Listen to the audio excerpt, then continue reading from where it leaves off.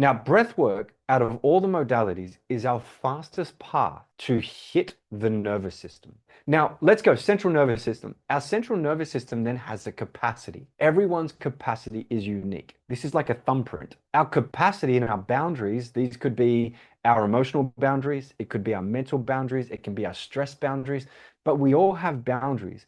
Our central nervous system's job is to navigate those boundaries. Now, a couple of pieces of data. Just type data in the chat. If somebody sleeps less than 6 hours in a night, that boundary decreases by about 60%, anywhere from 40 to 60% decreases. Our emotional body becomes more active. Our mental body, which is our logical body, becomes less active. So we're more emotionally responsive. So when we look just at sleep alone, let alone parenting, partners, careers, business starting, all of that during our day starts to decrease that zone. This is what would be called a comfort zone, a neurological boundary zone. Now, when we wake up after a good night's sleep, we drive that zone close to its max, right? So we wake up, and depending if you take 2 hours to wake up or you're fresh straight away, but notice like we're kind of, if we sleep well, we live life well, we breathe, we meditate in the morning, we're starting to set that up close to 80-90% of our capacity. Just let me know if that makes sense. Give me some yeses. During our day, that starts to deplete. There's a thing called willpower, and our willpower is stronger in the morning for most people, and then it slowly tapers off during the day. And then, like 6 p.m., 8 p.m., you know what it's like? If you go to the gym in the morning, you can talk yourself into it. But if you go to the gym at 8 o'clock at night, it's many nights it's just like, screw it, I'll do it tomorrow. This is just our mental willpower, and it's always ebbing and flowing. Now, late gym sucks. So what happens here, right, is this is now the game of breath. With breath, we have the power, especially with breath and meditation, we have the power, number one, is if we have a poor night's sleep, we can expand what we've lost up to reclaiming about 80% of our capacity. Type 80 in the chat. That's massive. So think, if somebody sleeps less than 6 hours in a night, they're currently, I feel tired, I feel horrible. Just by doing one session of breath work, if you throw in Transcendence, even better, we're starting to push that capacity back to 80% of what we're capable of. When we do this consistently over time, we start to expand it, we start to build on it. Now, when we look at sleep, breath work, and if you want to throw in Transcendence, type Transcendence if you're into Transcendence, if you've done our Transcendence or you're into it. When you look at those, what we're doing is we're maintaining that capacity. Now, by maintaining that capacity means that every day we can live at our max. We can be at our best for our children. We can be at our best for our partner. We can be at our best for our career. And we have the energy to kind of push the bar. You know straight away when you're not at your best because things start triggering you. Now, let's go breath work and stay with breath work. So breath work, we now have two ways of being able to expand and hold open our capacity. Type 2 in the chat. We have two ways. Way number one is through calming the system. So what happens is when we calm our system, when we're sitting there and we're relaxed and we calm our system, we bring this level of peace, of gratitude, of love, whatever you want to use there. Peace is the foundation of it, but we bring this level of peace and calm. So what happens is as we sit in that calm, we slowly start to ebb open when we calm it. So 4-4-6 breathing. Now, let's say somebody's experienced PTSD or they're experiencing PTSD, trauma, they've got heart issues, glaucoma, they have seizures. So let's say someone is in the realm where you can't activate the body and push the body into stress. Calming is the best form and the best way to keep that nervous system clear so then they can get better sleep. Does this make sense? Calming, not where we're about to go, which is activation. Activation, on the other hand, is how we then activate the stress responses in the body. So if somebody is in a zone, and I'm not saying, just for Dominic here, I'm not saying that anyone who does experience those issues, they can't do activation. What I'm saying is they want to be very careful here. So with activation, activation can now spike the nervous system. And what we do by spiking the nervous system, we can then stress open and stress response open that zone. Jennifer here. Jennifer would be one that has experience being able to go, cool, I've ebbed my way into spiking the nervous system, and now I can start to spike the nervous system so we can calm it, we can spike it to expand the capacity. Does that make sense? Give me some yeses. So spike in the nervous system would be something like breathing in the mouth for 2, out for 2. What we're doing there is we're increasing the stress response in the body. Now, again, the problem with hitting that stress response in the body is that can fire off the stress response of trauma.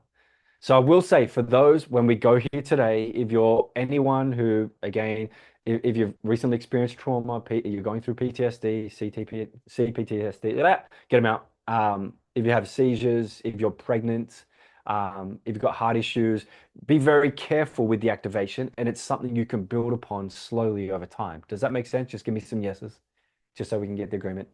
Give me some yeses. All right, so our goal here with breath is to be able to go, how can we expand and open up this nervous system so we can handle more in life? We can be more present, we can be more calm, we can be more present with our children, so we can be the best first, we can show our children how to be present for those children. Does this make sense?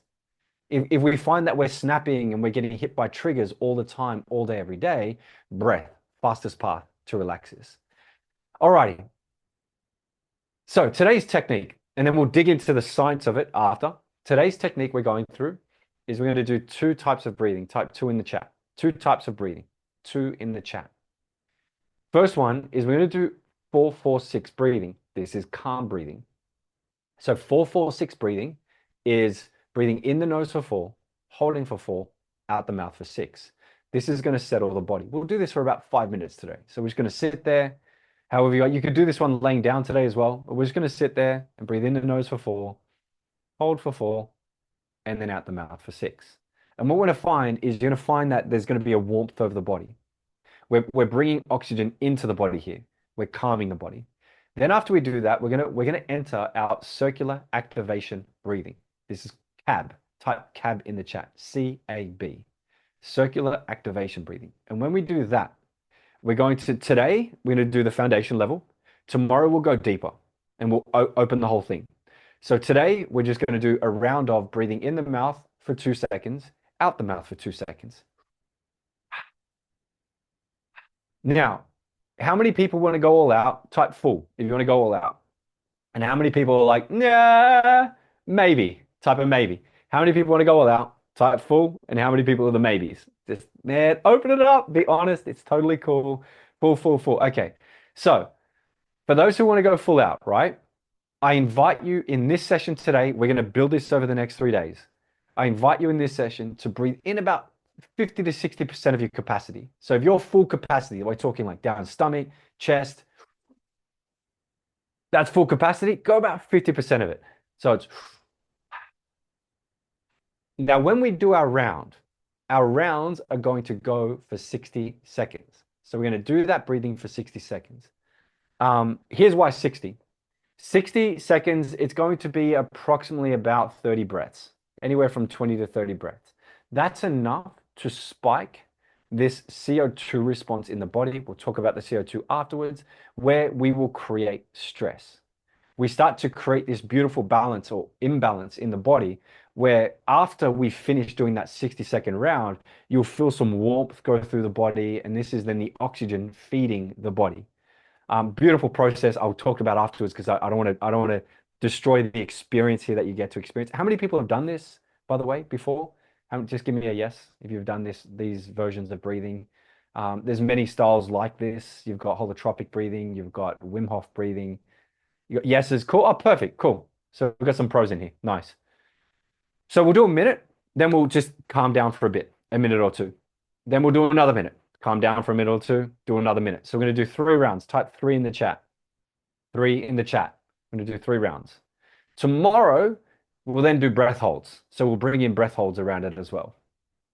3. We'll do 3 rounds. And then afterwards, we'll calm again. So afterwards, we'll go back into 4-4-6 breathing, and then we'll just do another 5 minutes of 4-4-6 breathing just to center and relax the body. We got it? So that's our flow today. Our flow is we enter. So as a facilitator, we enter the session with relaxation. We then activate and we do a dance inside that. For us, we're doing CAB breathing, 2 in the mouth, 2 out the mouth. It's mouth breathing. Got it? Mouth breathing. If you're like, it's too much doing the mouth breathing, just start breathing through the nose. So in the nose, out the mouth, in the nose, out the mouth. It's a different experience. It's not as stressful, but you find your dance there. And if anybody feels some form of something coming up for them, I just want to say this, whether it's a traumatic memory, whether it's PTSD, whatever it is that you're experiencing, just calm your breath. Does that make sense?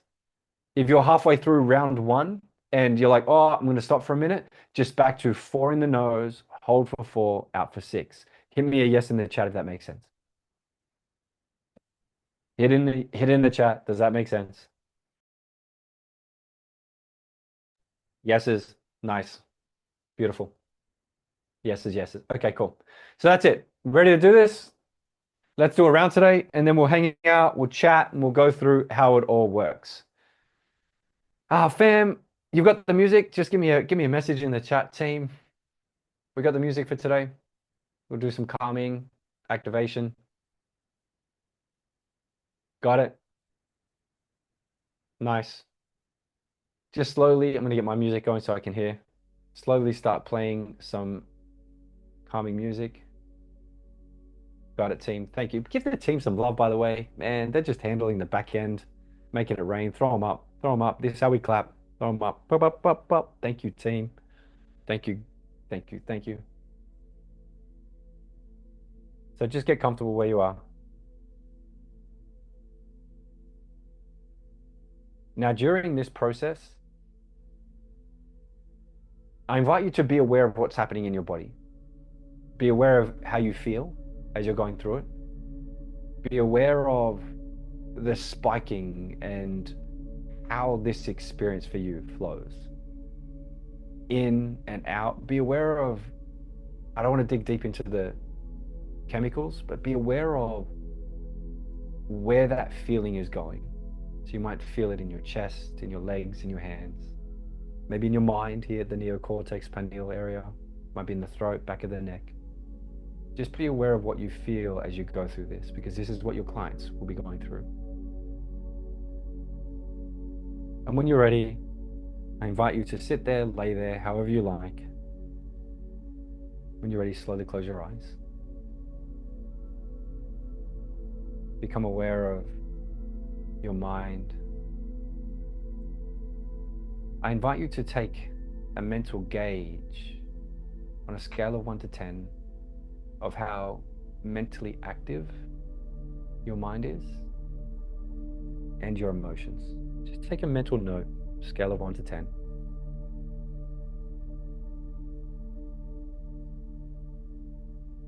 And slowly breathe in the nose and out the nose. In this moment,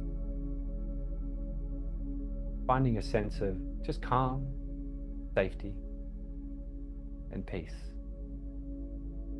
In a moment, we'll start our first round of breathing, which is in the nose, 4, holding for 4, and out for 6, breathing out the mouth. Starting in 5, 4, 3, 2, 1. Slowly breathe in the nose, 2, 3, 4. Hold, 2, 3, 4, and out the mouth. 2, 3, 4, 5, 6. In the nose, 2, 3, 4. Hold, 2, 3, 4, and out the mouth. 2, 3, 4, 5, 6. In, 2, 3, 4. Hold, 2, 3, 4, and out. 2, 3, 4, 5, 6. In, hold, and out.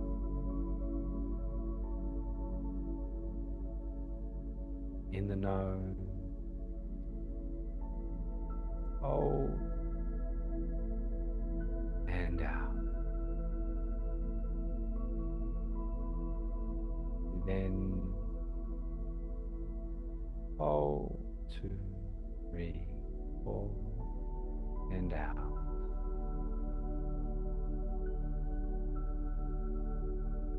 In, hold, and out. Relaxing your mind and your body. Continue that breath now. In and hold and out. Continue that flow. Feeling your body relax.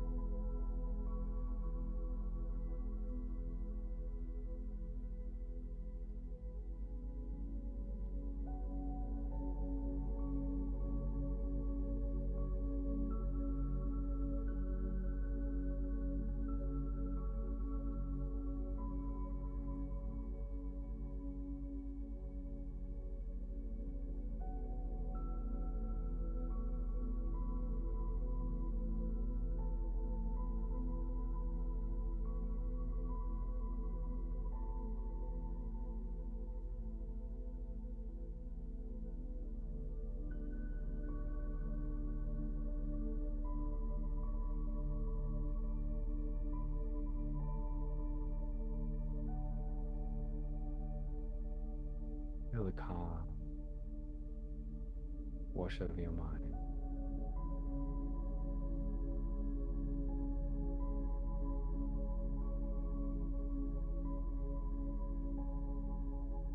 Breathing slowly and deeply. As you breathe in, bring that breath down to the diaphragm, to your stomach. Hold it, and then out.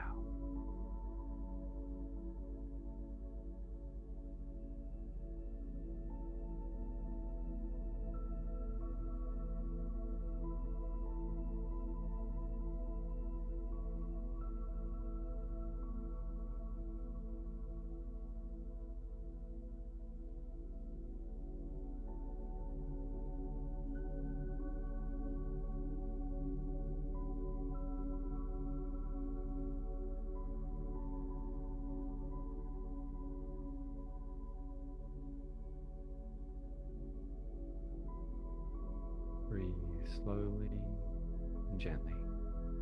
In the nose for 4, hold for 4, and then out the mouth,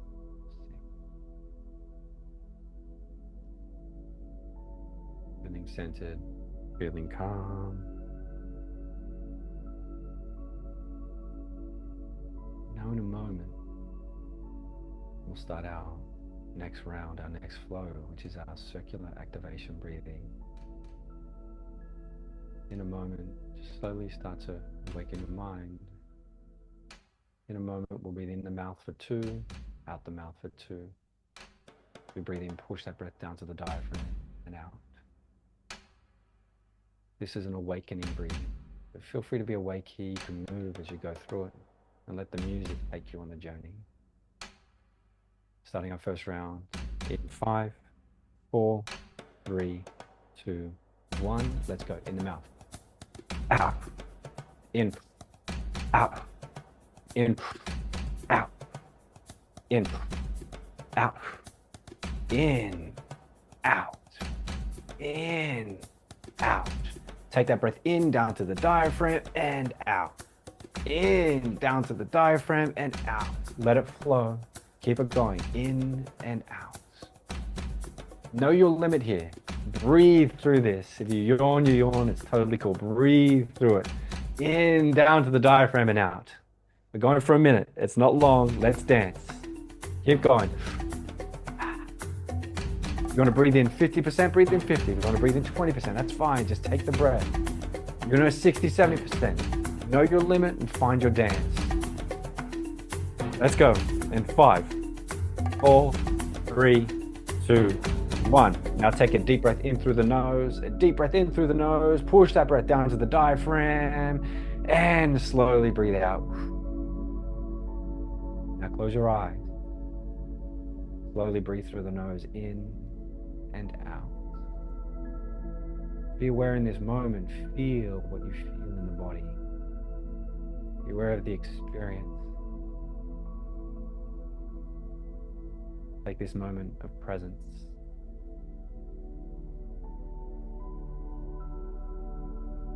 And experience the present of breath. Be aware of what you feel in your arms, your legs. Be aware of how your mind feels. Holding this moment.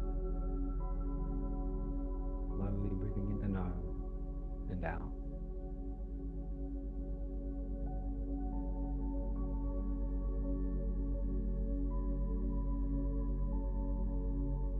Enjoying this moment. You need to move. This is a chance where you can move. If you want to be able to just maybe move your neck, get comfortable. The cool thing about breath is breath is a dance. It's not just about silence. Sitting there, it's a dance of movement, moving the energy in the body. If in any moment you want to move, that's totally fine. There's no right or wrong way to do this. Slowly breathing.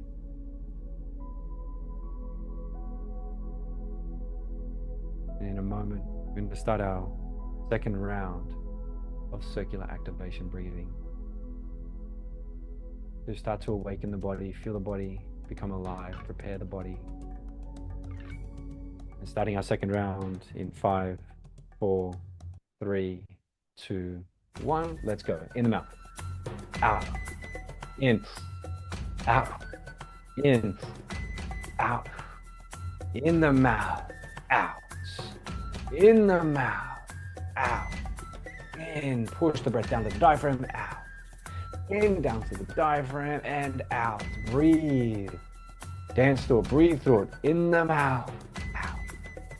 Let it flow. Let it flow. You're halfway. Keep it up. Find your limit. Dance that limit. How deep do you breathe in? How much breath? Just find your dance. Let it flow. Keep it up. 15 seconds left. You've got this. Keep going. Breathe. In and out. In and out.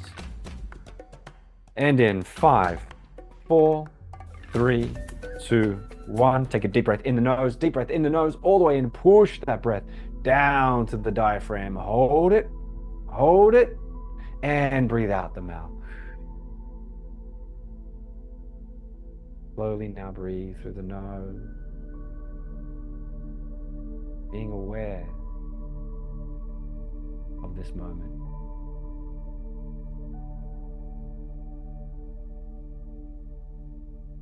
Be aware of the presence. Be aware of the sensations in your body.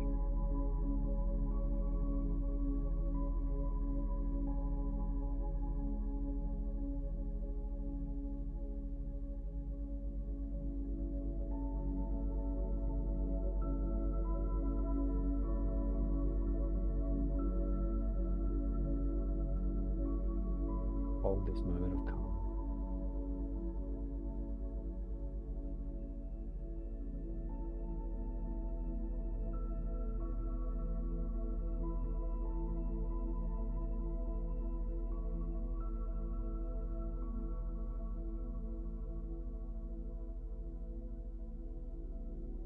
Be aware of when your body comes back to baseline homeostasis.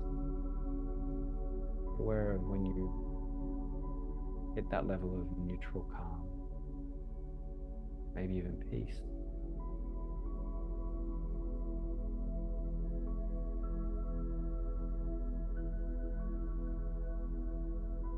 In a moment, start our third and final round. So this is our final round.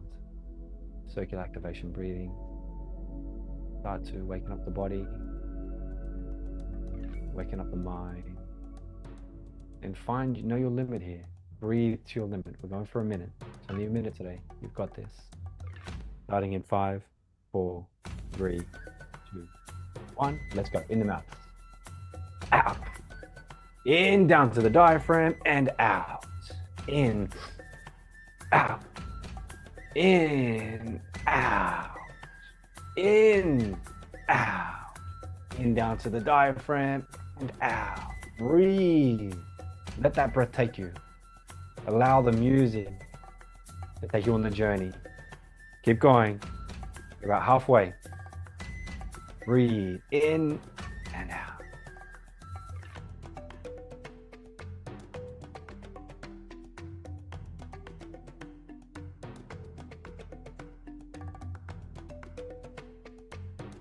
If you want to breathe, then move and breathe. Dance the dance. Keep it up.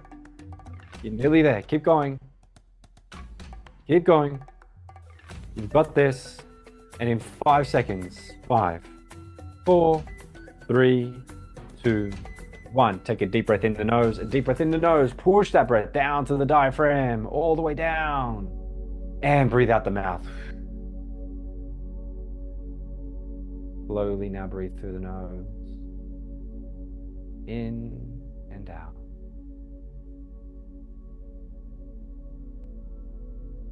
Experience this moment. Be aware of the sensation, the mind and the body.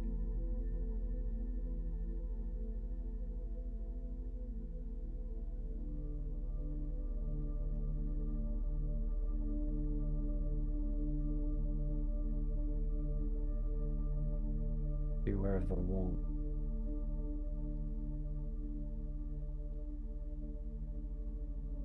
And I invite you to take a moment, just this moment, be aware of your mind and what you're experiencing.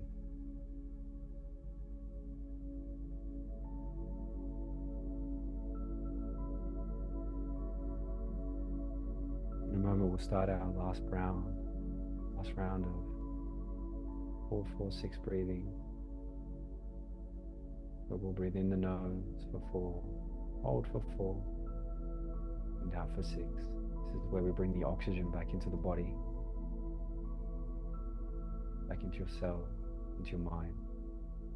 Starting in 3, 2, 1. Breathe in the nose, 2, 3, 4.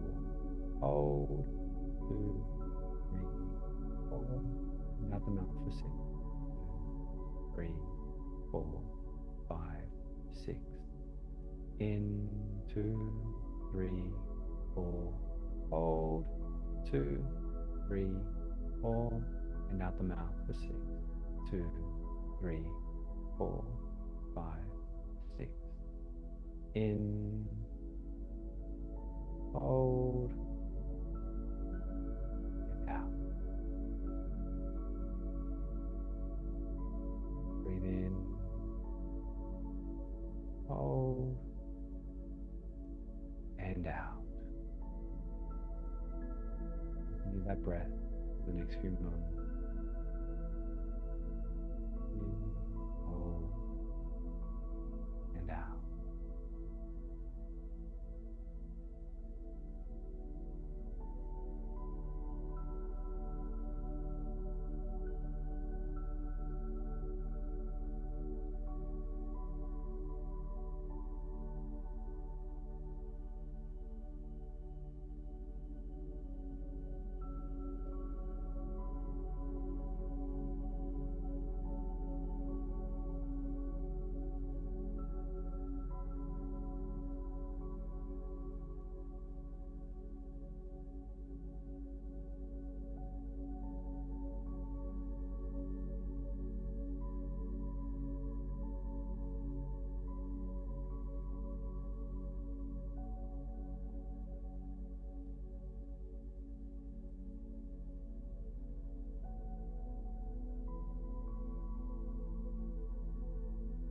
Feel the flow.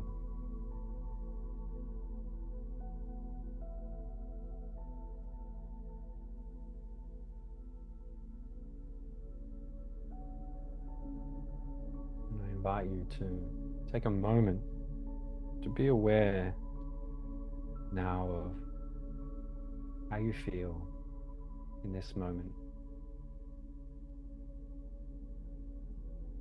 How is your mind? How's the activity in the mind on a scale of 1 to 10, 10 being extremely active, and 1 being calm, peace, and your emotions, the feelings in your body,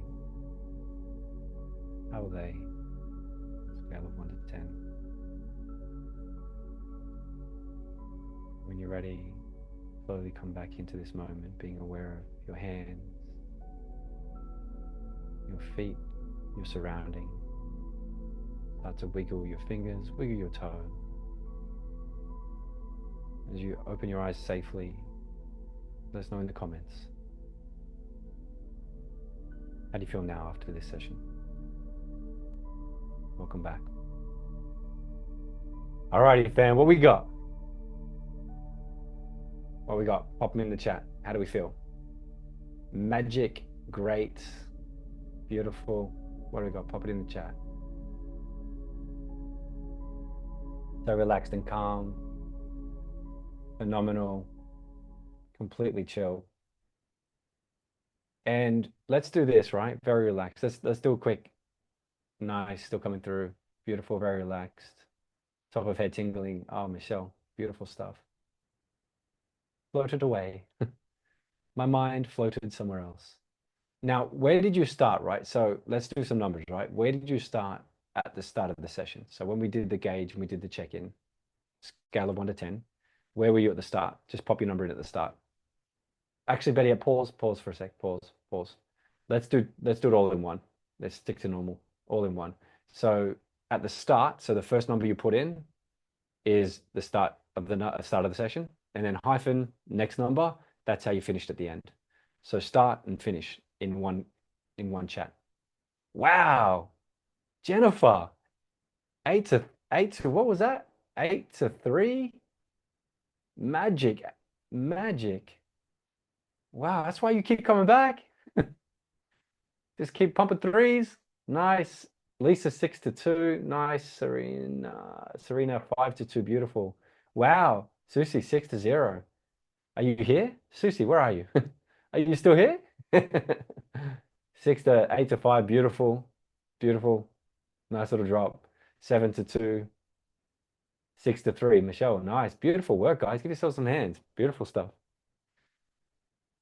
I naturally have an active mind. Yeah, I hear you. I'm actually, Dominic, I'm excited, very excited to see how we go. We'll do it on the last day. We'll do a full round. So we'll do all the breathing, all the holds, and the transcendence. Have you done the transcendence yet, Dominic?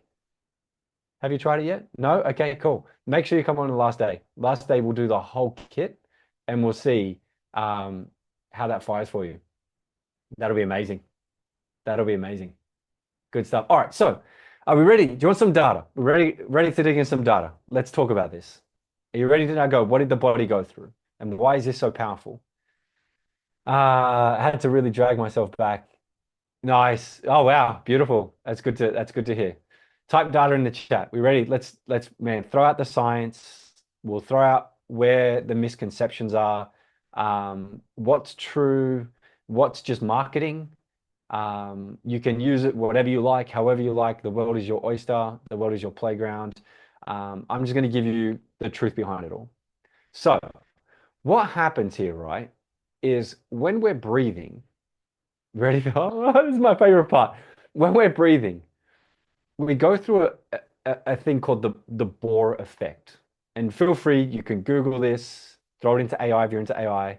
Bohr effect, Bohr. Now, the Bohr effect is how oxygen is delivered to tissues, delivered to cells, delivered to the mind. Does that make sense? The Bohr effect is the process that we go through as humans, that when we breathe, how that breath feeds our body. Now, what happens is when we breathe, we take a breath in, and we have like little cab drivers, little Uber drivers in our blood. And what that does is they take the oxygen and then they take and they transport the oxygen into our tissues, into our cells, into the mind. Hold it if that makes sense so far. This is the Bohr effect. Now, depending on the balance of CO2 in the body, carbon dioxide, and oxygen. So depending on that balance is then how the oxygen gets fed into the cells, into the tissues, into our mind. Does that make sense? Give me some yeses. We're going to hit a lot of yeses here. So we're breathing, and as we're breathing, the Uber drivers, they take the oxygen, they feed the oxygen through the body, they then get to the cells. Now, when they get to the cells, they get to the tissues, there's like a gate there. And that gate is governed by that balance of CO2 and oxygen. Now, when we're breathing 446 and we're breathing slowly and we have this beautiful balance of CO2, this beautiful balance of oxygen, those doors open and oxygen gets into the tissue, into the cells. Now, the power of when we do the 2-2 breathing, are you ready for this? Most people think, or a lot of people think and teach, that when we're doing this, circular activation breathing, that we're actually over oxygenating the body. Now, did anybody feel tingling in their hand and their feet and their legs, maybe the back of their neck, their mind, when you did did you feel pressure in the body? Give me some yeses. Do you feel that pressure? That pressure is the drop of CO2 in body. So you eliminate CO2 out of the body when you do this circular activation breathing. You're not, a lot of people teach you over oxygenate the body. It's actually the cells and the tissues not getting that. Now, have you ever seen someone when they're doing crazy breathing processes and they flinch up and this happens with their hands, they're like, ah, and they start to shake? Anyone ever seen that? Type me, just break up the yeses, type me. It's already my face and my chest. Dominic, nice. Type me, cool. So that response is the body's natural chemical response to a low amount of CO2 in the body to then creating like a spasm in the muscles. That isn't an emotional release. That's not a resetting of a nervous system. That's a chemical reaction in the body. Does that make sense? Now give me some yeses. So don't be fooled when somebody starts shaking around that they're having this beautiful reset of their nervous system. It's not actually true. It's chemicals firing off in the body and the body takes over. Now, there is a discharge of energy, but what is not known is what that energy is. Does that make sense? To be very clear here.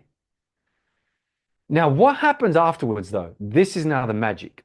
What happens afterwards is when you take that breath, and you pause, you push the breath down to the diaphragm, and you slowly breathe again.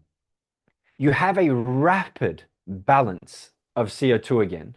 So the body floods with CO2 again. When you're doing that breathing, the Uber drivers have filled up with oxygen. So the blood is holding the oxygen. The oxygen isn't getting into the cells, into the mind, into the tissues. But then when you have that beautiful pause, did anybody feel the warmth? Type W in the chat. After we did the breathing and you just slowly settled back into breath, did you feel this warmth flood the body? This warmth, right, is the CO2 rapidly building into the body back to a balance. The floodgates of those doors open, and then oxygen feeds into the cells, into the tissues, into the mind. Now, do you want to hear the crazy part? This is the cool part. When we do this breathing, we're actually alkalizing the blood. So the blood goes into this beautiful state of alkalosis. Oh, I said that wrong. And what happens there is when that blood gets into the tissues and the cells and the mind, guess what? We're starting to cleanse it. So remember how we said there's two ways of being able to calm and activate and expand the nervous system, our capacity? There's now you can see there's benefits in both. If we need to put oxygen into the brain, the best path is slow, calm breathing. But if we want to flood the system with this beautiful experience of alkalizing the blood and feeding that blood into and like flooding the cells and tissues, then activation is perfect, is beautiful. Does that make sense? Give me some yeses. That's the power of following the sequence. So we understand that the Bohr effect is how oxygen gets fed to the body, how oxygen gets fed to the cells, the tissues, the mind. We understand that when we do calm breathing, we flood oxygen into so calm breathing 446, we flood oxygen into the Uber drivers, and the Uber drivers just start taking that and feeding it to the brain and the body. So, bit of data. Most people don't breathe properly on the planet. Most people breathe too shallow, so they're breathing into the chest only, not down to the diaphragm. That's number one. Number two, a lot of people are mouth breathers. Anybody a mouth breather here? So you don't breathe as much through the nose, you breathe more through the mouth. We have a lot of mouth breathers. Now, when we're breathing through the nose and the mouth, this is more of the advanced stuff we do. But when we're breathing more through the mouth and the nose, we're not actually breathing and creating nitric oxide in the body, and among other things. And what that causes is the body to live in that stress response. Because guess what? When we're mouth breathing, we're always creating an imbalance of the CO2. Does that make sense? Just think of this as sports people, like when sports people play sports and they're hyperventilating through the mouth, they're running. You kind of want to get as quick as possible back to nose breathing because that's going to create the balance in the nervous system.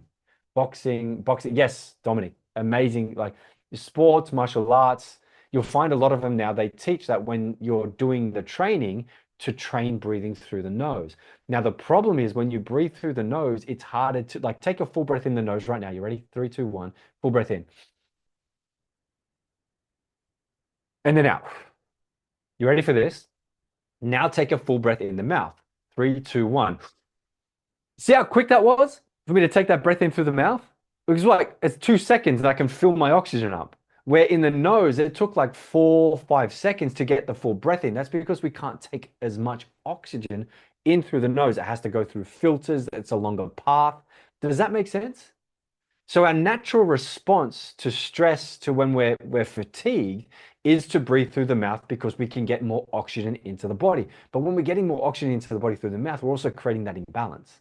So there's a dance that we need to play here and be aware of as we're facilitating breath, and that is nose breathing, mouth breathing, calm breathing, activation breathing. Especially when we do breath holds tomorrow, you'll find that when that breath hold is flooding oxygen into the body and flooding it into the cells.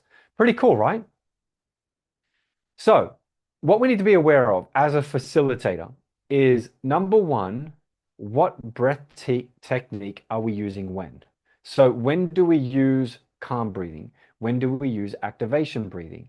If you're dealing with someone who is, they have a crazy bit, oh, let's go one more step here. When you're dealing with someone who's got a crazy busy mind, Dominic, gonna point you out here, right? This crazy busy mind, and the mind is like, man, it's running 24/7. How many people are like this, by the way? I know I am. I could work until 10, turn my laptop off and fall asleep. I get it, the light exposure and everything, but I could literally wake up in the morning, straight into work. I could fall asleep. My body, I'm pretty wired most days. Now, for that person to find the calm, remember how we said, how does our mind feel at the end of our session? How calm is our mind? Now, what happens if somebody is just doing calm breathing? Their mind can still be active. But the other benefit of doing the activation breathing, so I'm going to say for Dominic here, the other benefit of doing activation breathing is there's a point where that stress response of dropped CO2, stress response happening, the mind becomes transient. So for some people, by breathing slowly can create a more active mind. Why? Because you're bringing more oxygen to it.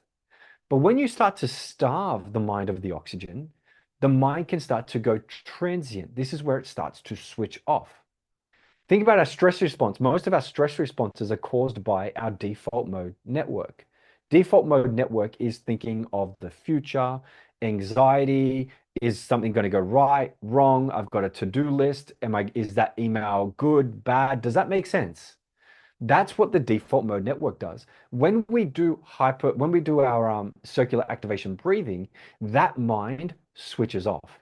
Did anybody notice that, at the start, you're kind of thinking, I'm here. Is my camera on? Am I being judged? Am I doing this properly? Is this going to work for me? Is it not going to work for me? But those thoughts are in the mind. Will I look like an idiot? Will I look like a pro? I don't know. Does this make sense? But then after we did the first one, you're more calm. You're more present. It's like, oh wow, the mind isn't as chattery. And then after the second one, it was a little bit deeper again, where it's like, oh, I'm now tasting peace. Just one, two, or three. At what point did you start to taste that moment where you just sat there and your mind was just quiet? One, two, or three. Pop it in the chat. So the first round, second round, or third round. So we've got first round for Serena straight away. Nice, Serena, you're pro. Two for you're coming in too quick. Two very deep for Susie on the second round. Second round for Lisa. Second round for Michelle. First round for Jennifer. Dominic was the third round. Second round. I started pretty chill, to be honest. Serena, nice. So good. So good. Now, what we find there is usually by the second, third, and we're only doing 1 minute rounds, by the way. Like we're only breathing for 1 minute. When you start to breathe for 2 minutes, 90 seconds, it goes deeper, quicker. But what we find is the mind, when we hit activation breathing, it starts to become transient. So this is why having alkaline breathing, circular activation breathing in the middle of somewhere is really good. And especially for those who want to help people drop into transcendence. So transcendence, especially when we're like on our last day, we'll go through a mantra. You can use a mantra for those who haven't done it yet. But when you're doing transcendence, sometimes it's hard to sit there. And the mantra that we'll do on the last day is Yona. It's hard to sit there and just go Yona, Yona, Yona, because the brain's like, screw this shit. I've got work, I've got kids, I've got 20 minutes, I've got 10 minutes to do this. Hurry up. That stress response is too high. Where if we breathe first and we literally crack open the doors of the mind into peace, it is 10 times easier to drop into transcendence. Does that make sense? Give me some yeses. That's the power of activation. So the power of activation is we can breathe now in a flow to lead someone into deep calm. Now, the other part of activation, and what we want to be aware of is we don't want to trigger. I'm going to do this right. I'm going to probably there's levels that we get to. At level one, we don't want to activate someone into trauma where they're having a discharge of emotion. Why? Because if we haven't practiced enough to understand the difference between a traumatic response and a discharge of emotions, if we don't know what we're looking for there, it is too dangerous. Again, type million. Who wants to reach millions? Who wants, like, over the next 10 years wants to reach the hearts and minds of millions of people with what they do? Please type it in the chat. Millions. Like, you want to hit humanity. You want to help. You want to hit humanity. It's like slap them in the, you want to help as much of humanity as possible. Millions, millions, millions. Beautiful. I'm seeing it, fam. Cool. Now, if you want to do that, one of your paths is most likely going to be running virtual sessions like this. So type V in the chat. Do you want to run virtual sessions, live sessions on social media eventually? Maybe not now, but eventually when you get good at this. Cool. One of the hard parts about doing that is, like, even here right now, half of the people don't have their camera on. So when we're running a session, I can't physically watch you. And more so is there's levels, and I will talk more about this tomorrow, but there's levels of change work. We've got breathing, we've got coaching, you've got the therapy side of it. And depending on what you're activating when, is depending how you, like, if I was sitting here with Daniela in person. So I was sitting here with her over Zoom. I have more control over that environment than this Zoom room here. This Zoom room, if I was just doing it live on YouTube or Facebook, I have less control again because I can't even see people. Does this make sense? So from a facilitation point of view, you want to make sure you're delivering what's applicable to each level of your audience, especially when you're trying to hit the masses. Now we have millions of people see our content on social media. I don't have any control then because they're watching it when they're watching it, however they're watching it. Does this make sense? So when we're starting, it's best to start with the most simplest processes as possible to make sure you can help the masses.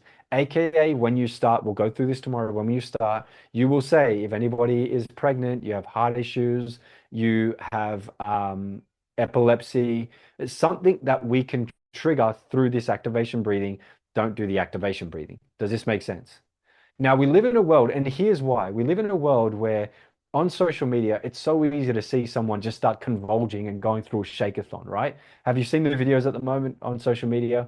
They're doing breathing and then they, you know, pretend that they've cracked open and they've reset this nervous system and they start shaking and they go through this convulgence of a release.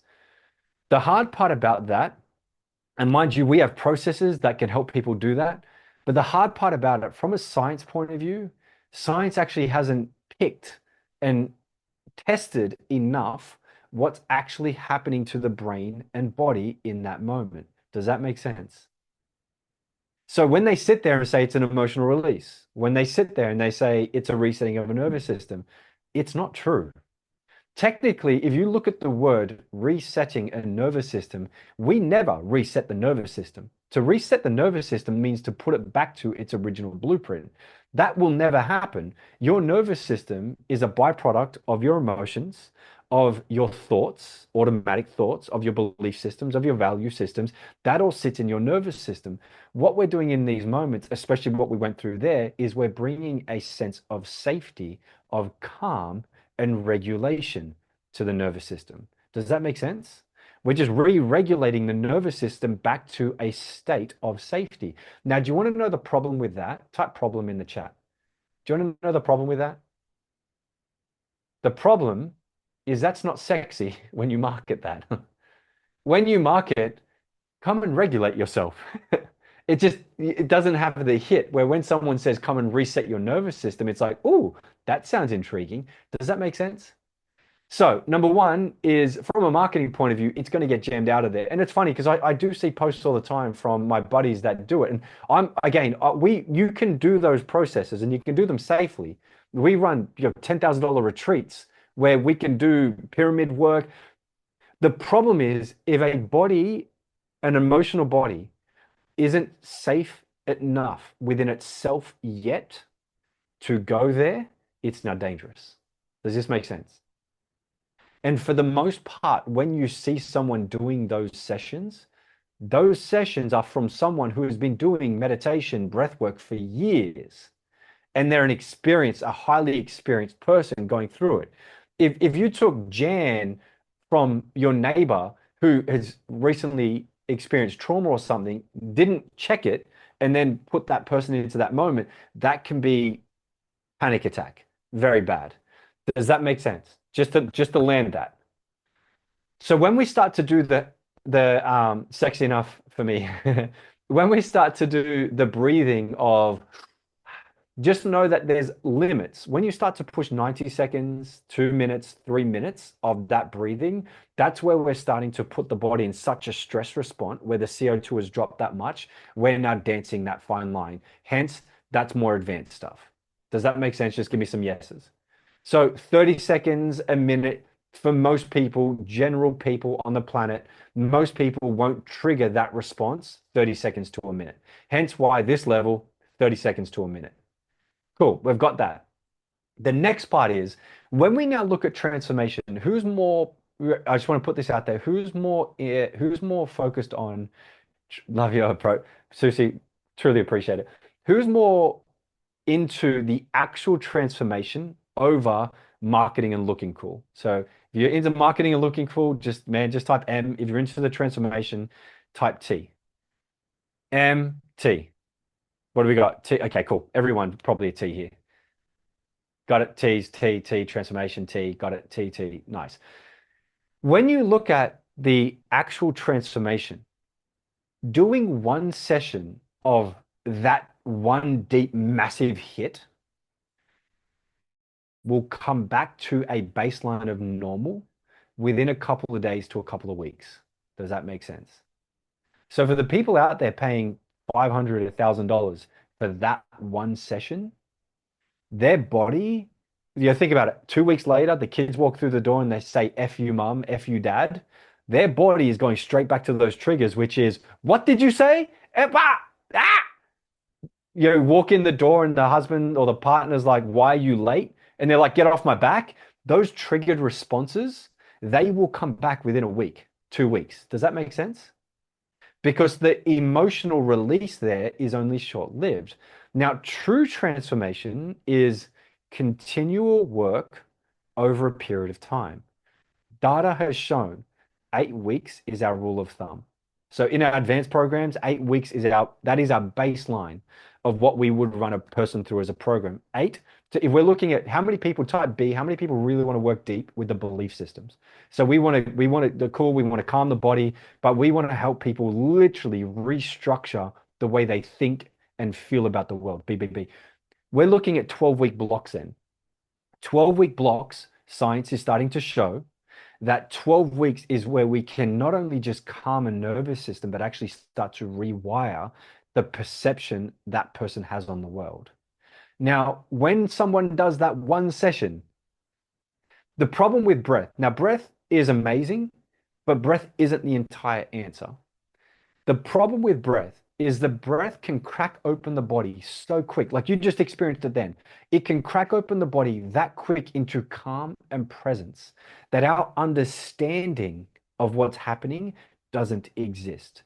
We don't know, like when we're in these processes and when we bring in transcendence on our last day, you're going to feel such levels of peace, such levels of calm that when someone runs this, when you go and run this for your first session, people are going to be like, I haven't felt this safe and happy and peacefulness in my body for years. And they're going to cry from that. That's an emotional release of, oh, I feel at home again. Can you wait to get, that's what you bring to people. Now, the problem there is if they don't have the understanding and the mental understanding of what that is, we're not creating a completion of that cycle. Does this make sense? This is why the coaching is so important, because the coaching and the mental work, that it ties off the loop. Just like if somebody does the mental work, but they don't release the work in the body, guess what? They start the loop, but they don't complete the loop. Now, if you start, and these are going to be the coaches that make it over the next 10 years, is the ones who understand how to start loops, finish loops. That one somatic release is nowhere near a completion of a loop. It's just a massive thrown in the deep end of a start of a loop. Does that make sense? Just to be clear, because people can go out and do it, and it is awesome. The feeling's great, yet it is not the be and end all of the whole system, the sequence. Hence, consistency and time, period of time, it is. They get stuck in the roundabout. Yes. So this is where the problem with breathwork exists now. And I don't want to put too much negative on breathwork here, because remember, breathwork is the fastest path to impacting the nervous system. But the problem with breathwork is breathwork creates the loop of needing. It's like an addiction. I need a breathwork session to continually feel better, because we're not actually stabilizing and implementing that full stabilization in the body. Does that make sense? This is where the science of transcendence, of meditation, of now both breathwork and that together starts to create the loop of integrating stabilization. Just hands up, holla, if that makes sense. That is the power of both activating the body, integrating into the self, activating the body and integrating. Shannon, we'll talk about it tomorrow. We've got about 3 minutes left today. Tomorrow, we'll talk about how you can package this, your script. We'll go through the script. Do it all. Like meditation, need to do it regularly. Yeah. And this is like, we have, so in our advanced, I'll just say this, in our advanced trainings, we really heavily focus on, I call these the four power protocols. And one of them is not really a protocol, but I would still call it the power of the four. But these are scientific, the most powerful things on the planet for us to be able to use in order to, again, for me, it's about how do you help someone live at their optimum. If somebody wants to be a great parent and you'll help coaching them through being a great parent, part of that is we have to stop triggering our responses from our past trauma experiences, our past trauma triggers. How we do that is we create safety in the body, we create calm in the body, instantly less triggered. So the first part of the four is sleeping better, breathing in the mornings, breathing in the day, meditating, transcendence. Transcendence stabilizes the system so we sleep better, so we breathe better, so we're calmer more. It actually opens, transcendence opens up the actual capacity of our boundaries so they get bigger and bigger. And yes, breath can do it too, but breath has this ability to come back and forth and ebb and flow. Where if somebody did transcendence for 6 months, you ready for this? If they did transcendence every day for 6 months, and they expand that boundary from here to here, that's now their new boundary. If they stop doing transcendence, they still hold that boundary. Does that make sense? If they have a poor night's sleep and they sleep poorly for a night, they lose capacity, they go back to, though, that expanded boundary. That's the power of meditation and especially transcendence. But then we have one more, which is called non-sleep deep rest. Just type NSDR in the chat. There's one more protocol we use, NSDR, non-sleep deep rest. It's also known as Yoga Nidra. Non-sleep deep rest is the science version. Yoga Nidra is the spiritual. So if someone's a Christian and like, I never want to touch yoga in my life, that's totally cool. NSDR, if someone's more spiritual, you do both. Who cares? NSDR is then a deep body scan. So the depth of relaxation that an NSDR takes a person to is one of the deepest levels. Now, transcendence goes deep. They're a different depth. They're a different experience. Transcendence creates this beautiful clarity in the mind and body, so clear that when we exit it, we're fully focused, we're stabilized. Where yoga nidra drops so deep that we become so relaxed, we start to heal the body. Like we're talking healing, deep healing. We start to release mass chemicals. Either way, the power of the four, what happens is when somebody does those four regularly, they create a system where they become bulletproof in life. Does that make sense? Just give me some yeses.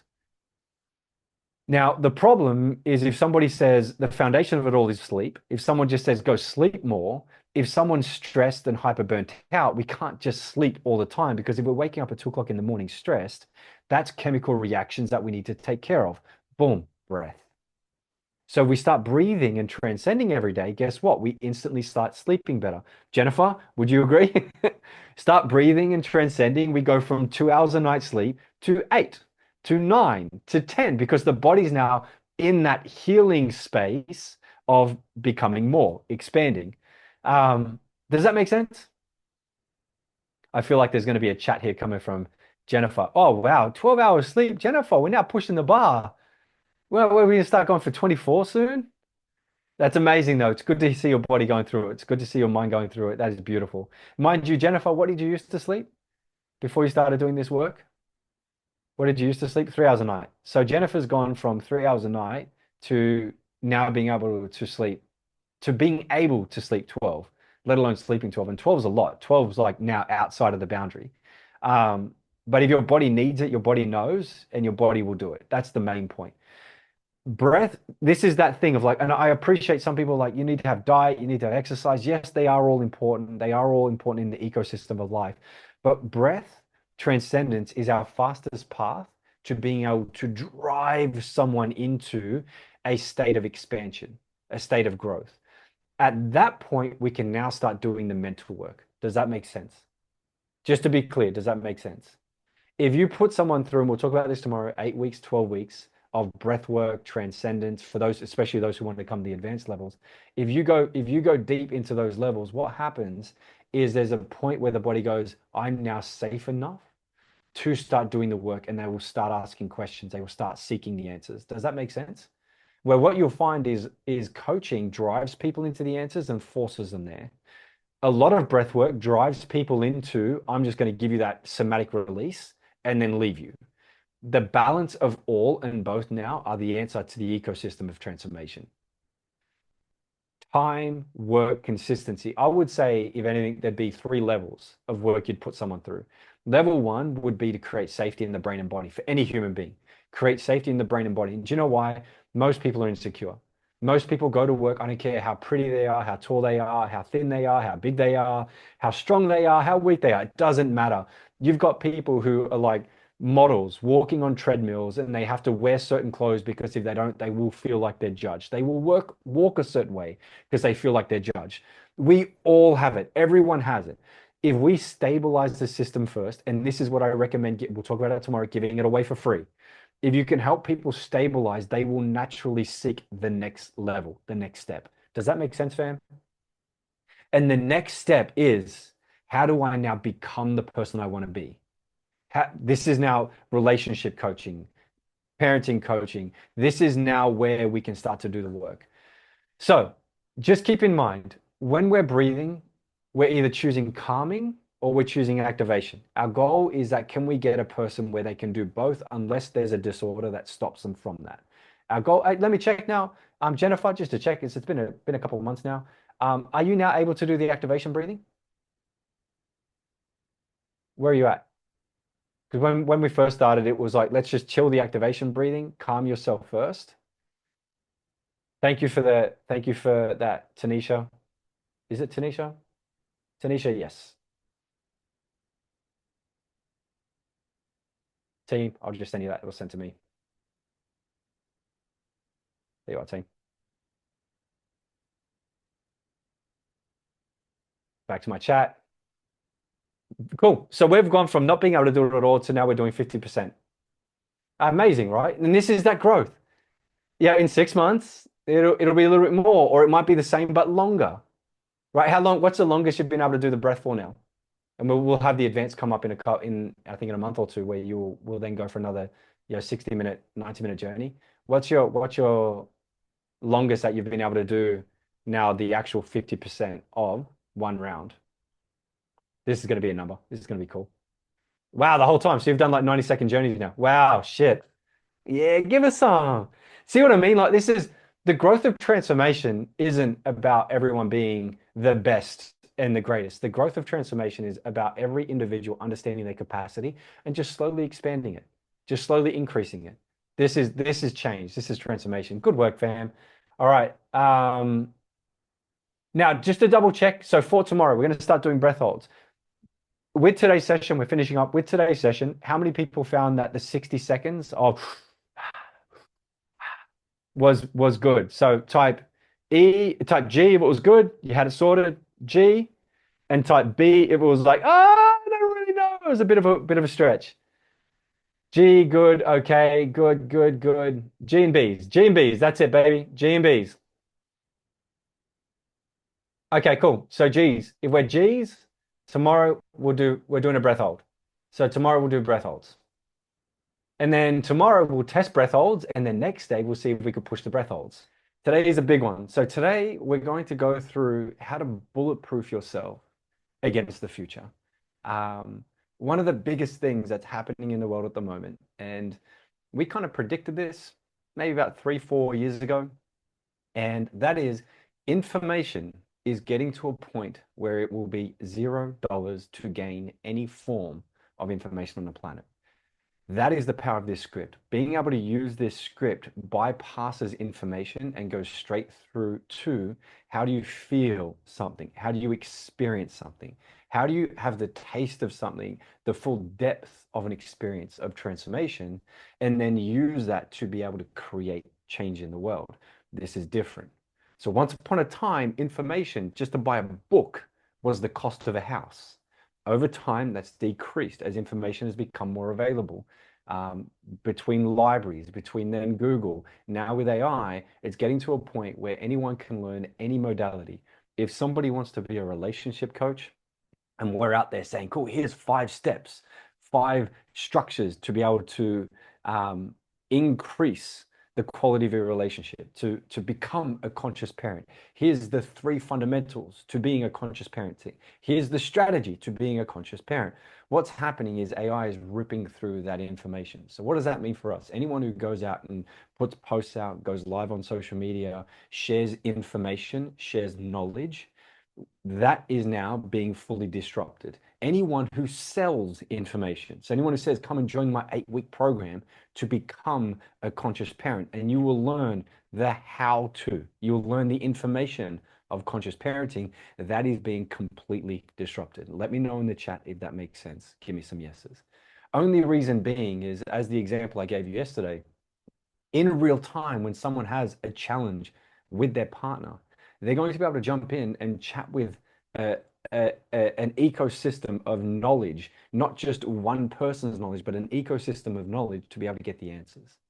So this is why when we look at breath work, and type breath in the chat, just type breath in the chat. This is why when we look at breath work is extremely powerful. Here's why. Let's say you did a live today. How many people type live in the chat? How many people want to go live? And live, just so we know we're going somewhere with this, live is your moat. Live experiences sitting there like we are now. Live experiences are your moat because that's the one thing that AI will not encroach on for a very, very long time. So if you're thinking of going live, what happens is, let's say I go live, and we used to do this a lot, right? We've made hundreds of thousands of dollars off this. For those who want to make money, just type cash in the chat if you are into making money, type biz. For those who want to make money, we've done, I don't know, countless numbers of lives, hundreds of lives, where I'll go live and I'll deliver information. Here's some structures, here's some strategies, here's some language patterns, here's how you communicate better with your partner, here's how you overcome, triggers, so then you're not triggered by your children, your partner. And then at the end of that live or during that live, it'd be like, if anybody wants more information about this, comment relationships, comment parenting, comment structure, comment NLP, comment coaching, comment breath. Does that make sense? Give me some yeses if that makes sense. And on the back of that, we would book calls and we would make, 5, 10, 20, 30, $50,000 off those live videos. Those videos are in a lot of trouble because those videos are based on information. And secondly, the transmission of that knowledge isn't a deep somatic feeling. It's content. So let's say Susie is sitting there and she's listening to that content. She's like, oh, this is really cool. I'm learning a lot, but I don't implement it because I haven't tasted it in my body. I haven't felt it in my body. I haven't tried it. I'm just learning it. Does this make sense? The actual experience of that isn't that deep. Yet, with this script that you learned today, if you sit there with one person, 10 people, 100 people, 1,000 people, 10,000 people, no matter how many people you sit there with, you will give everyone who does this in real time with you in the moment a feeling, a somatic release, a shift in who they are there and then. Does that make sense? So the power of breath over even Reiki, mediumship, over so many things that AI won't be able to approach on, the power of breath work, and the reason why we give you this breath work, the power of breath work is the fact that we can give every single person that we put this through in real time a feeling. Now, guess what? Let's say I'm Susie's client, right? And she's sitting there doing that live session. She talks about what the breath is. She gives us that little bit of information just so I understand it. And then she tells me what we're about to go through. And then I sit there with her and I watch her live. I see her mannerisms. I see the way she speaks. I see the stumbling in her words because we're live.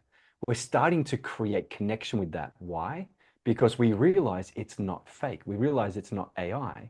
So we're starting to look for the imperfections. So I'm sitting there and I'm watching this and I'm like, guess what? Watching this live, you must know your stuff. You're not reading a script. Your eyes are looking here and they're looking there, and you're not just reading, and I'm not watching your eyes go down a script. We're starting to see that somebody's embodied this information, this knowledge. Firstly, does that make sense? Give me some yeses. The second part is when I hear her voice, and when the thousands of people, tens of thousands of people that hear ours, actually hundreds of thousands, hear the voice of you speaking, we're now creating an anchor. Mirror neurons are firing off. We're creating this connection that when I drop deep and I have that feeling of safety and I connect with this regulation and I feel the feeling and I come out of that experience and I open my eyes and I smile, maybe a tear drops because I've just felt so calm that I haven't felt in years. Guess who I'm connecting that feeling with? You. You, because you're delivering the power of it. That's the power of this over information. Information can't give the depth of experience in real time that this does. One more time, let me know if that makes sense. That's the power of where we're heading. This is why we lead with breath work. Even meditation. Meditation has like the depth of science behind meditation over breath work is insane right now. Yet, even meditation, for someone to go through the depths of experience from meditation, remember, breath work is instant somatic feeling. We create the fastest shifts in the body with breath. Over long-term, meditation can deliver more profound results, outcomes, experiences, but the short term in real time, when if I sit here and I'm like, I'm currently feeling anxious, I'm currently feeling stressed, and then I listen to your voice and then I go through that process in real time, you're helping me. So we're already creating that connection of outcome. So by the time you sit there and say, do you want to go deeper? Do you want to learn advanced models? Does this make sense? Guess who they're already linking that yes to? You.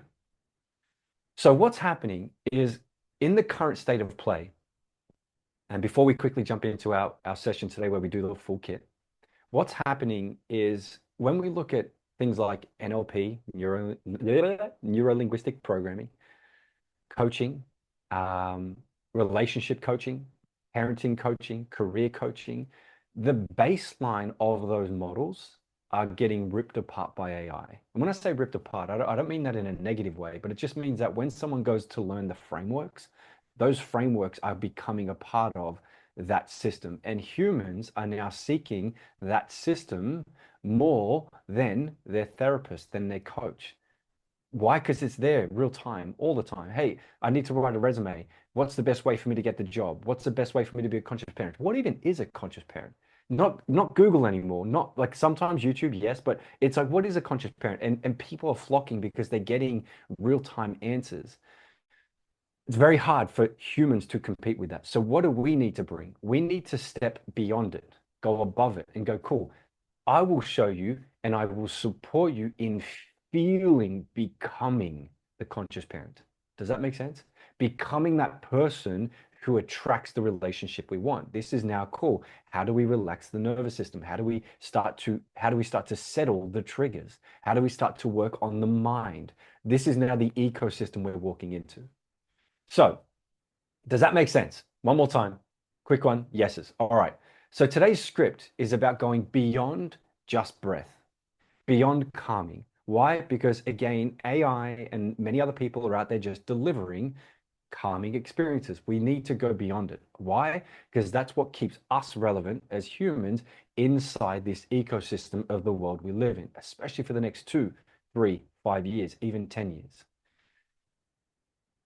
Tomorrow, we're going to go through then the depth of a complete system of how we activate, transform, integrate, so then we can actually start to really help people become the person they want to be.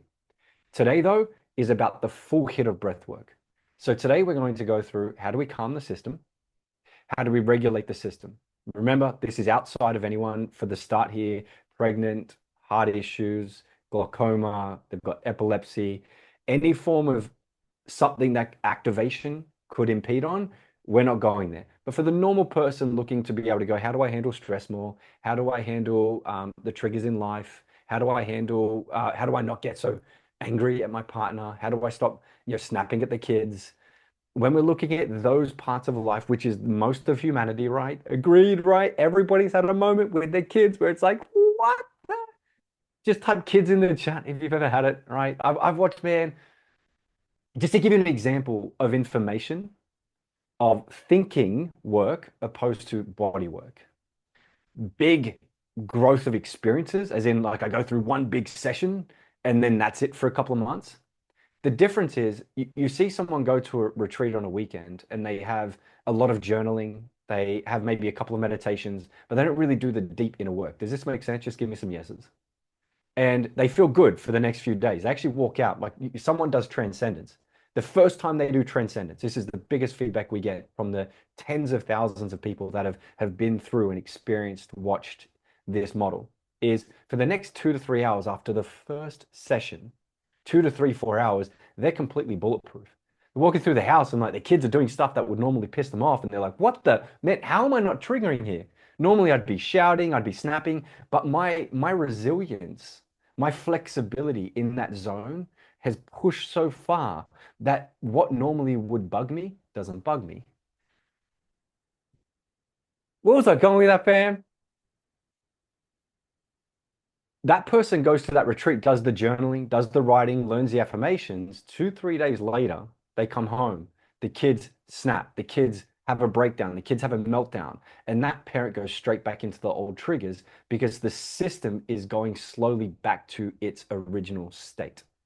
Especially you throw in one late night sleep, one day of heavy stress, and we're now pressuring that central nervous system, they go straight back to the triggers.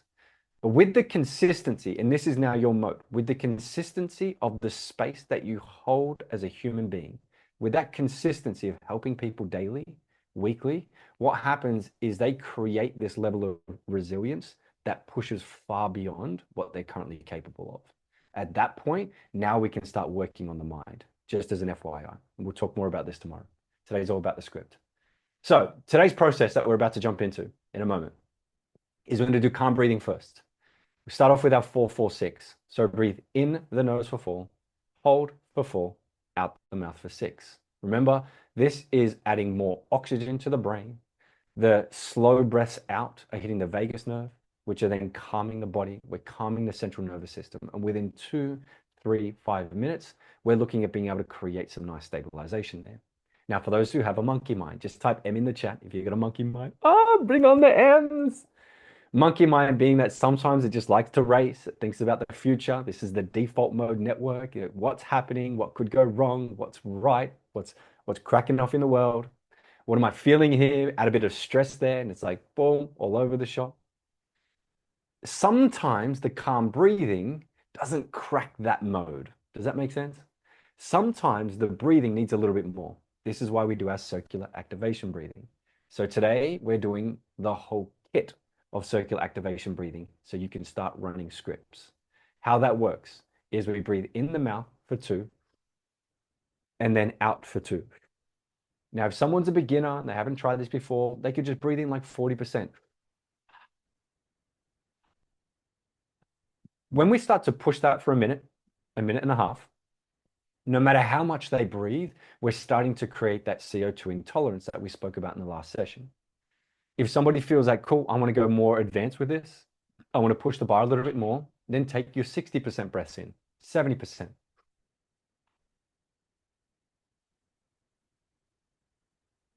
Does that make sense? Give me some yeses if that makes sense.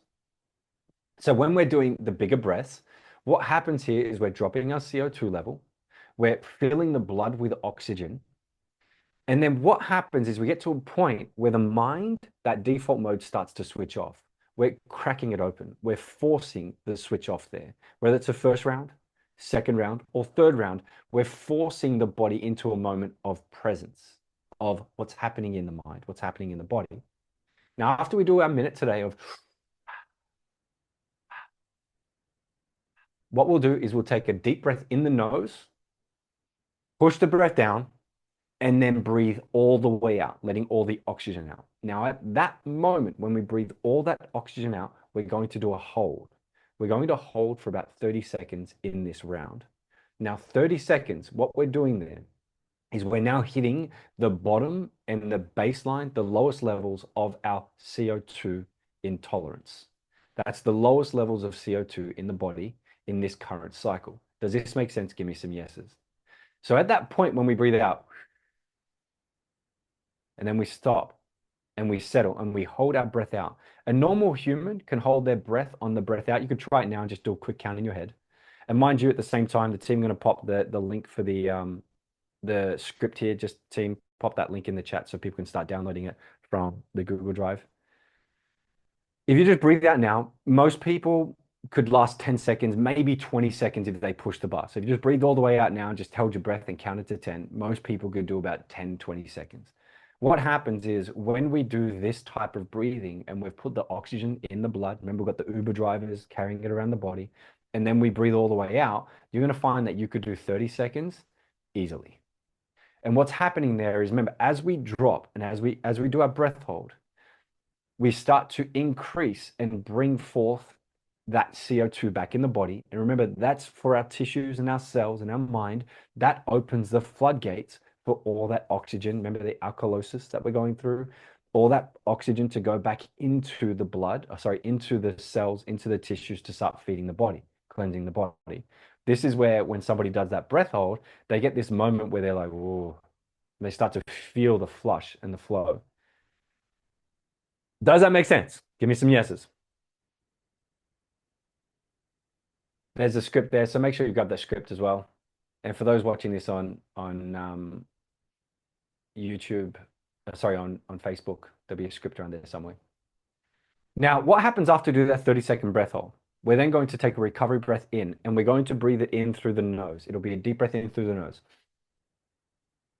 That breath gets pushed down to the diaphragm, and then we hold. There should be, for most people, another flush there. This is now, again, feeding energy, oxygen back into the body.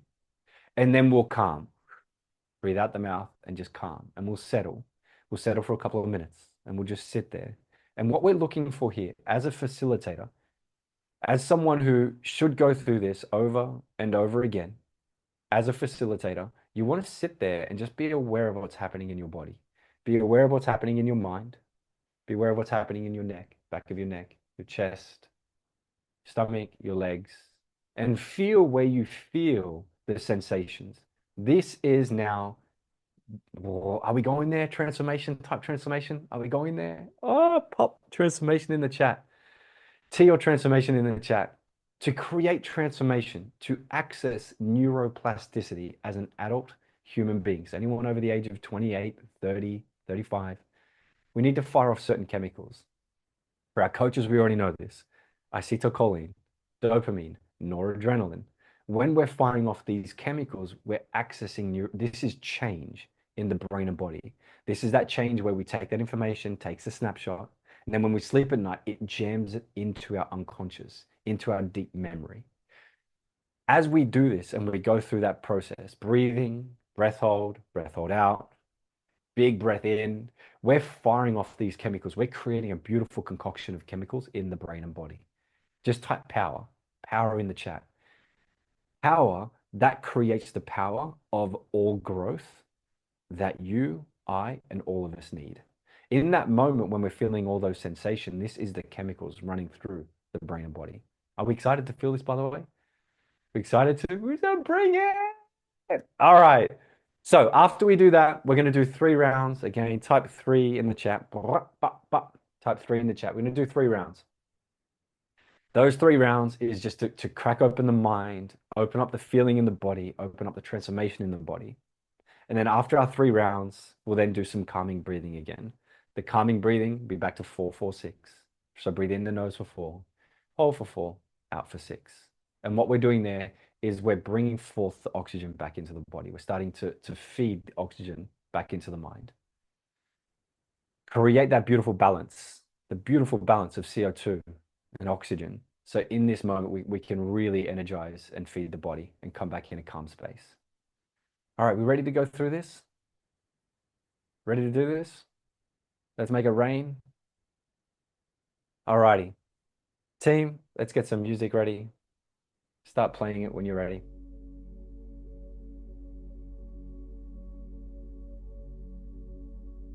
And get comfortable where you are.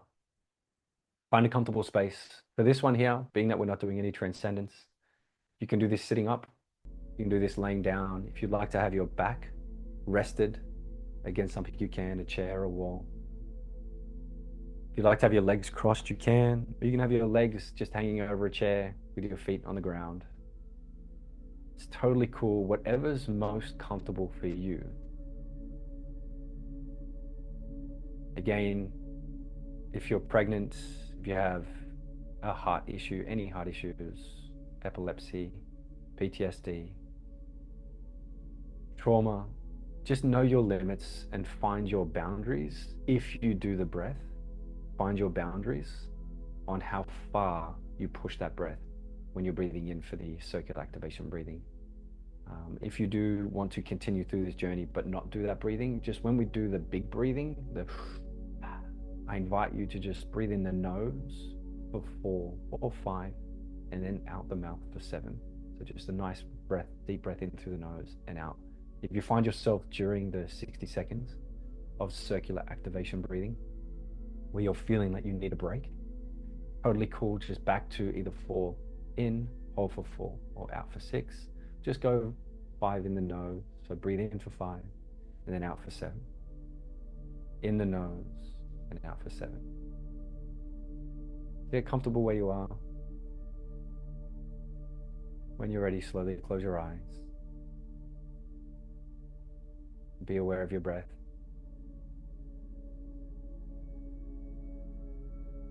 Be aware of this moment.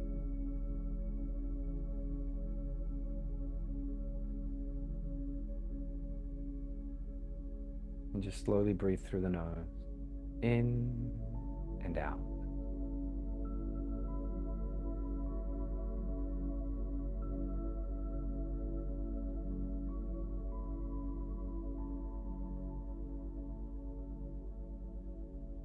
And in a moment, we'll start our first round of breathing, which is breathing in the nose for 4, holding for 4, and out the mouth for 6.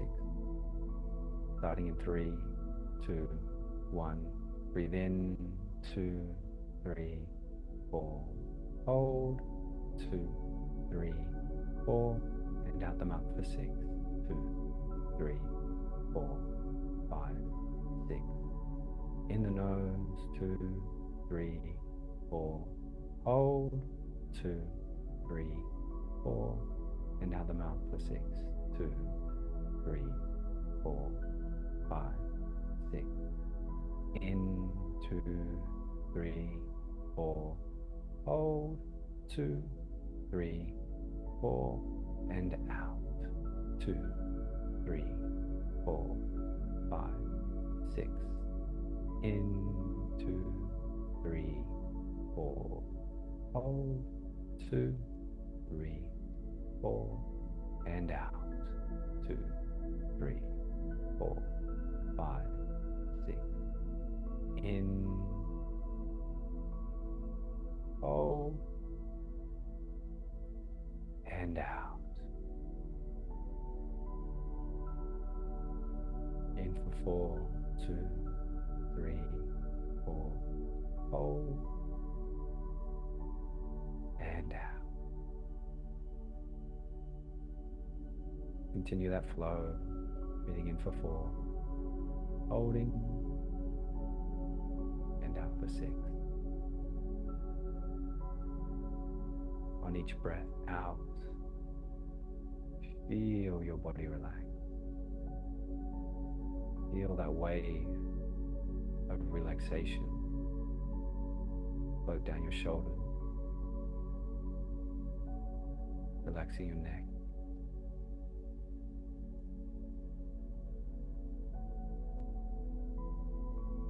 Allowing the breath to guide you on the journey.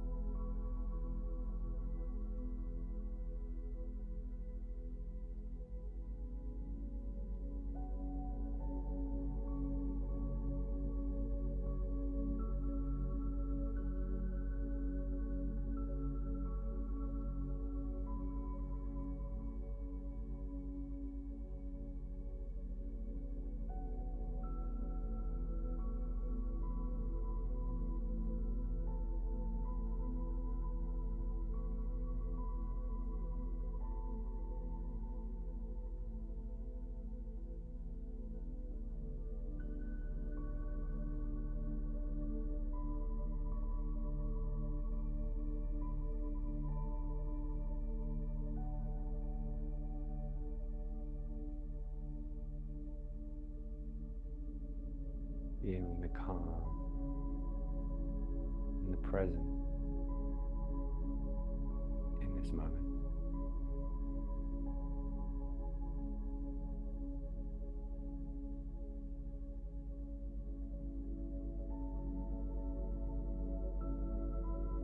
Now, in a moment, we're going to start our first round of activation breathing. Start to awaken the mind, awaken the body, and allow the music to bring you into this moment.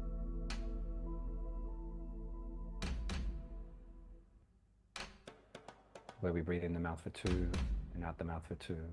Cyclical breathing. Starting our first round in 5, 4, 3, 2, 1. Let's go. In the mouth. And out. In.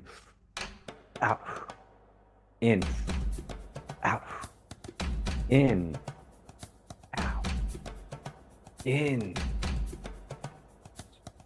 In, down to the diaphragm and out.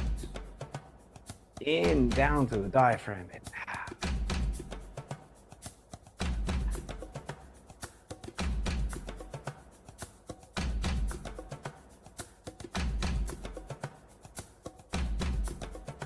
Keep it flowing. You're over halfway. Keep it going. In the mouth, out the mouth. Keep it riding. 15 seconds left. You've got this. Dance that dance. Let the breath take you. Know your limits, know your boundaries. And in 5, 4, 3, 2, 1. Now take a deep breath in the nose. A deep breath in the nose. Push that breath down to the diaphragm, all the way down. And now breathe out the mouth. All the way out. Entering your first breath hold. Out and hold. There is no air needed. Hold. You're halfway. Hold. Hold. Hold. And in 5, 4, 3, 2, 1. Take a recovery breath in through the nose. A recovery breath in. All the way in. Take that recovery breath in. Push that breath down to the diaphragm. Hold it. Hold it there. Hold. And breathe out the mouth. And relax. Be aware of any sensation, any vibration in the body. Breathe naturally in your own way. In the nose, calmly, gently. Be aware of the sensation.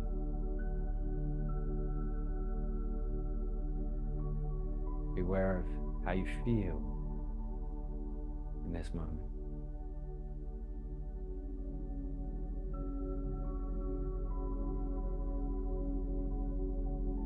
Breathe gently.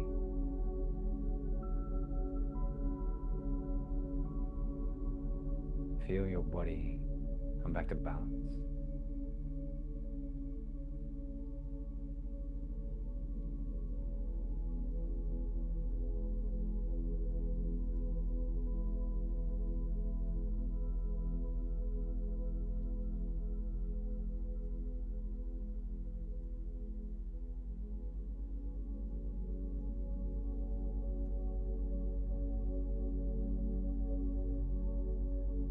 Notice how present you are in this moment.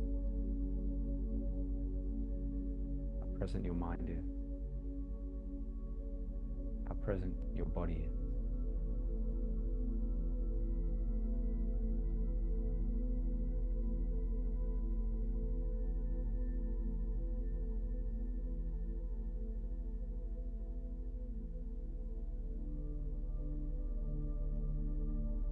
Breathing gently.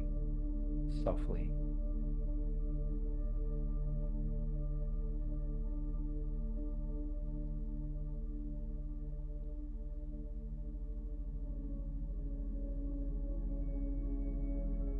As you now, in a moment, start to prepare your mind.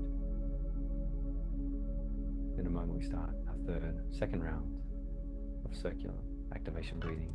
Awaken your mind, the body. Prepare it for the journey. And starting our second round in 5, 4, 3, 2, 1. Let's go. In.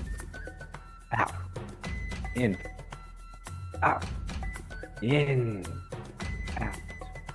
In. Out. In. Out. In, down to the diaphragm and out. In, down to the diaphragm, out.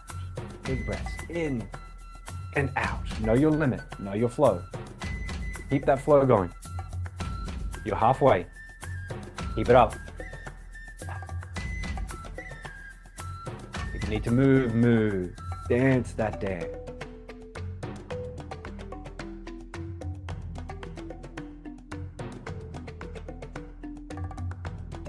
Ten seconds left. You've got this. Keep it up. We're nearly there.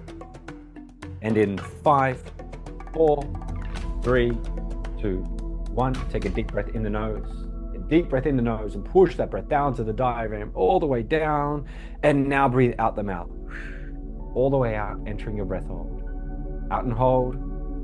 There is no air needed. Feel what you feel. Hold. You're halfway. Hold. Hold. You've got this. You're nearly there. And in 5, 4, 3, 2, 1. Take a recovery breath in through the nose. A deep recovery breath in through the nose. Take that breath. Push that breath down to the diaphragm. Hold it. Hold it. And breathe out the mouth. Moving into your own space of breathing. In the nose, out the mouth. Being aware of the feelings, sensations running through your body. Take a moment to check in. Gentle, soft breaths.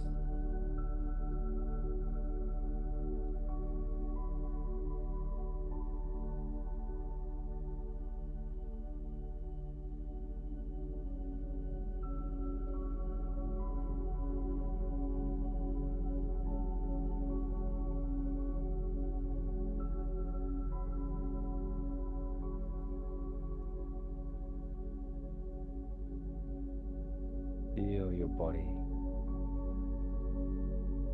move into baseline, into homeostasis, to balance.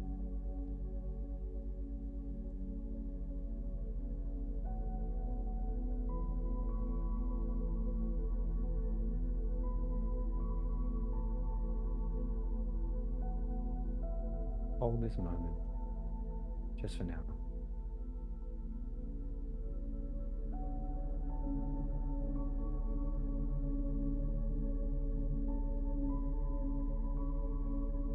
Moment as we move into our third and final round of circular activation breathing. Start to awaken your mind, awaken your body, prepare it for the final round. Know your limits, know your boundaries, and dance that dance. Starting our third round in 5, 4, 3, 1. Let's go. In the mouth and out. In, out, in, out. In all the way down to the diaphragm and out. In all the way down and out. In, up, in, out. Let it flow. Keep it going. In, down to the diaphragm and out. Dance that dance. You're over halfway. Keep it up. Doing great. You're doing great. Find your flow, find your rhythm. Dance the dance. 15 seconds left. You've got this. In the mouth, down and out. In and out. And in 5, 4, 3, 2, 1. Take a deep breath in through the nose. A deep breath in through the nose and push that breath down to the diaphragm. Push it down and then breathe out all the way out. Entering your final breath hold. Final breath hold. Out and hold. There is no air needed. Feel the sensation flowing through the body. Hold. Halfway. Hold. Hold. And in 5, 4, 3, 2, 1. Take a deep breath in through the nose. Recovery breath in through the nose. Push that breath down to the diaphragm and hold. Hold it. And breathe out the mouth.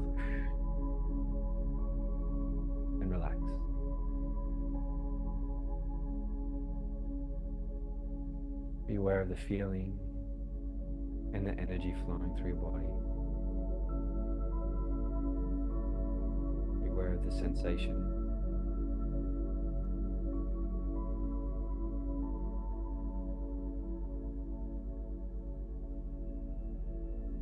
Breathing gently in the nose and out the mouth. Slow breaths.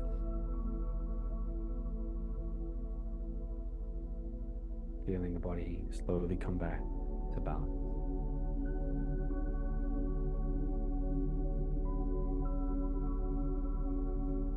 Holding this moment.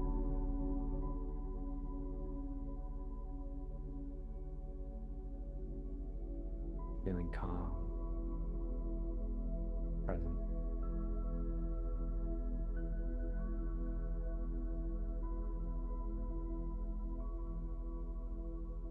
In a moment, we'll move into our final round of breathing.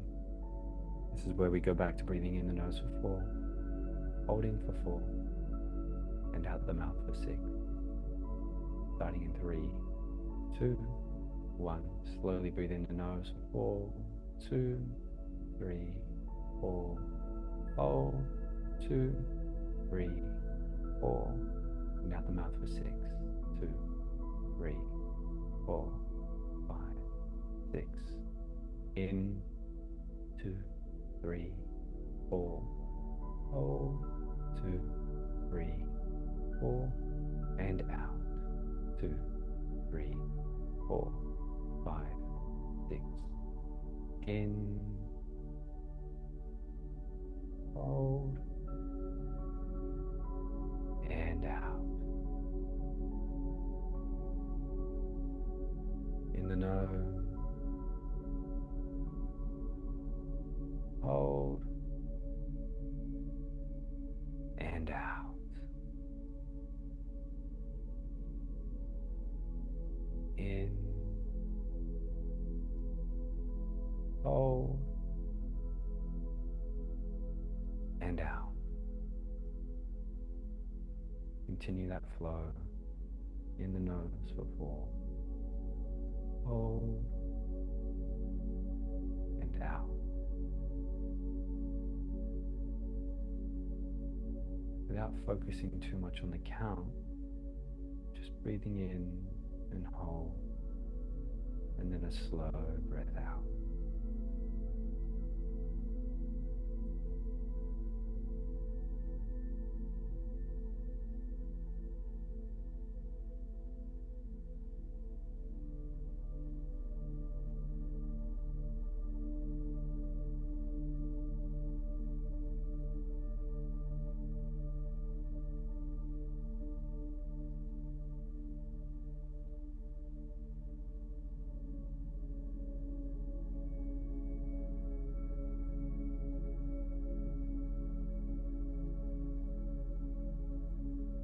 Letting the energy flow around the body, feeling the calm, feeling the peace in this moment.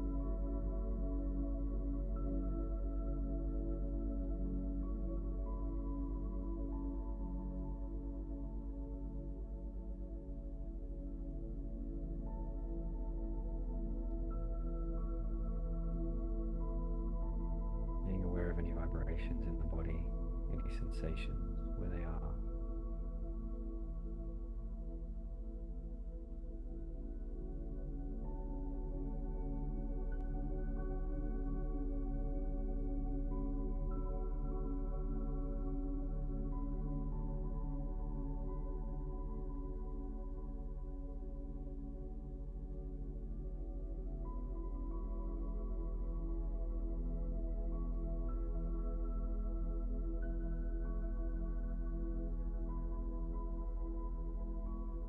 And now, just slowly breathe normally at your own pace, in the nose, out the mouth.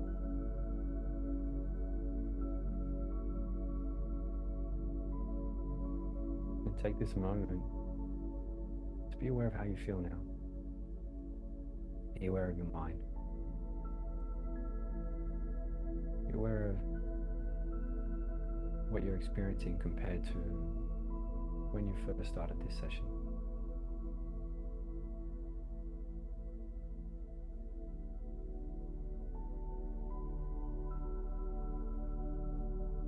Take a moment to check in with yourself.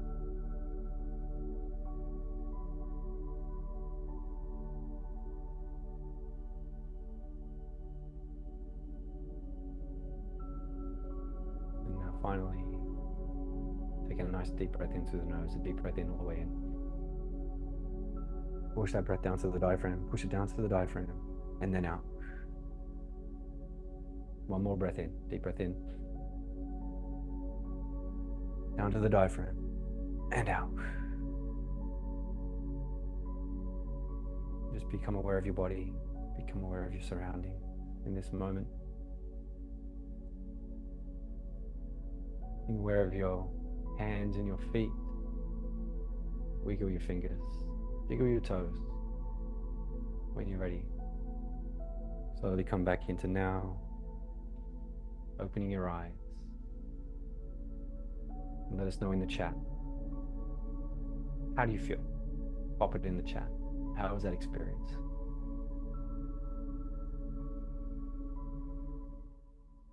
How was that for you? Feeling calm, blissful, nice, beautiful. Take a moment. Very restful, nice, lovely. What you got, fam? Blaze up the chat. Blaze up the chat. Much better. Very centered, relaxed. Beautiful work. Beautiful work. Now, what I want to say, right, is just as you come back to now, you take a few moments. Very chill, floaty.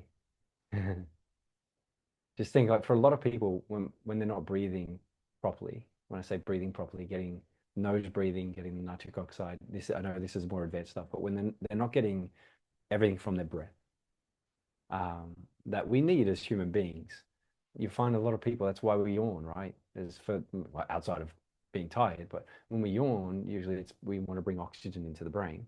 So we're not getting the right amount of oxygen in the body, in the tissues, in the cells, in the mind. Then there is an imbalance. And by being able to just take that one session of 10 minutes, 20 minutes that you get to put someone through, that's enough to start resetting the system. That's enough to start opening the system up. So their system can handle more, it can do more, it can feel more, it can be more present. Now, would you agree, right? Give me a yes in the chat. Not yet, not yet. Give me a yes in the chat. Would you agree that if I sat here and just spoke about breath for 45 minutes, that you'd be like, oh, cool, I understand breath. But being able to go through a little bit of information, but then give the experience of breath, that is tenfold from what you learn and what you feel and how you feel now from that session. Does that make sense? That's the power of facilitation. So where we're moving as humanity, we're moving into the realm of implementation. It's the realm of practice. I think we've done enough now in the world where people can learn the how to, they can learn the information. You can have the best coaches, the best therapists, but if they don't apply it, if they don't go and work with people, if they don't go and give free sessions, if they don't go and put themselves out there because of their own doubt, their own fear, does this make sense? So if they don't feel safe enough within themselves, which causes them to sabotage your journey, they never get out there. This is why doing the work, you sitting with people and putting people through the processes, letting them feel the processes, this is becoming and will become the most powerful asset that we have as humans. Practice, practice, practice. So let's go through the script. Open up the script in front of you. We'll have a look through the scripts. We'll go through some key components. We'll talk through how to talk through it. And then we can start getting our practice in. Just give me a yes in the chat. Actually, give me a yes in the chat. If you've got your script, just give me a yes. I'm going to get mine open in front of me here. Now, there's a couple of key components with this script that we need to be extremely aware of. Just type live if you're going to be running live sessions. Type live in the chat. And after live, if you're going to do recorded sessions, as in you're going to record yourself delivering sessions, um, I highly recommend recording live sessions and then uploading those sessions. So recording live sessions online, cutting them down, making them sound neat. You can use AI for that. That's totally fine. But then type recording, if you're going to turn them into recordings and put them on things like YouTube, Facebook, etc. Nice. See them all coming through. Good work. Now, with here, you now have a responsibility because you're getting the activation breath inside this program. That activation breath comes with its limitations, it comes with its risks, and making sure that every time you do a session like this, whether you're recording it, whether you're doing a 1 minute reel with it, or it's a 30-minute journey on YouTube or live, that you make sure one thing is known. Scroll down to the very bottom, the second last page of this script, and you'll see that this is an absolute must. So here's how you use this disclaimer. Number one, if you're doing a live session, you can read this word for word. I wouldn't read this for a recording. Does this make sense? Just to be really clear here. If you're doing a live session and you've got a group in front of you, you can read this out. And it basically says that this is important.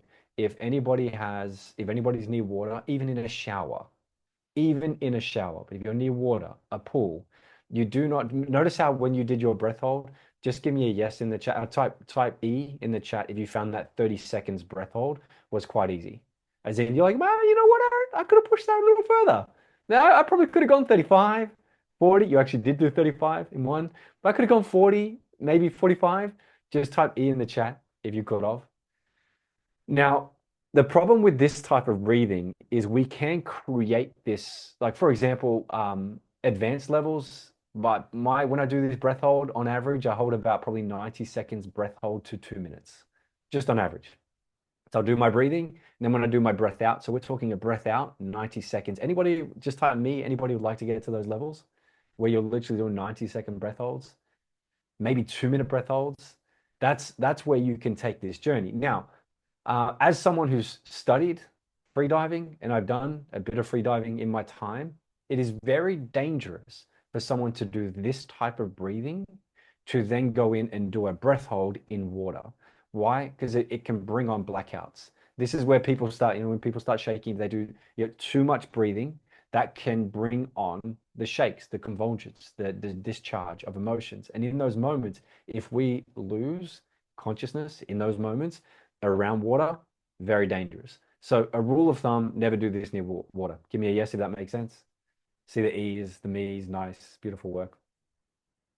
Now, the next one is when it comes down to things like PTSD and trauma, if someone's been through a recent traumatic experience and it's still, or a very big traumatic experience in the past, and it's still felt in the body, as in we can trigger that stress response in the body.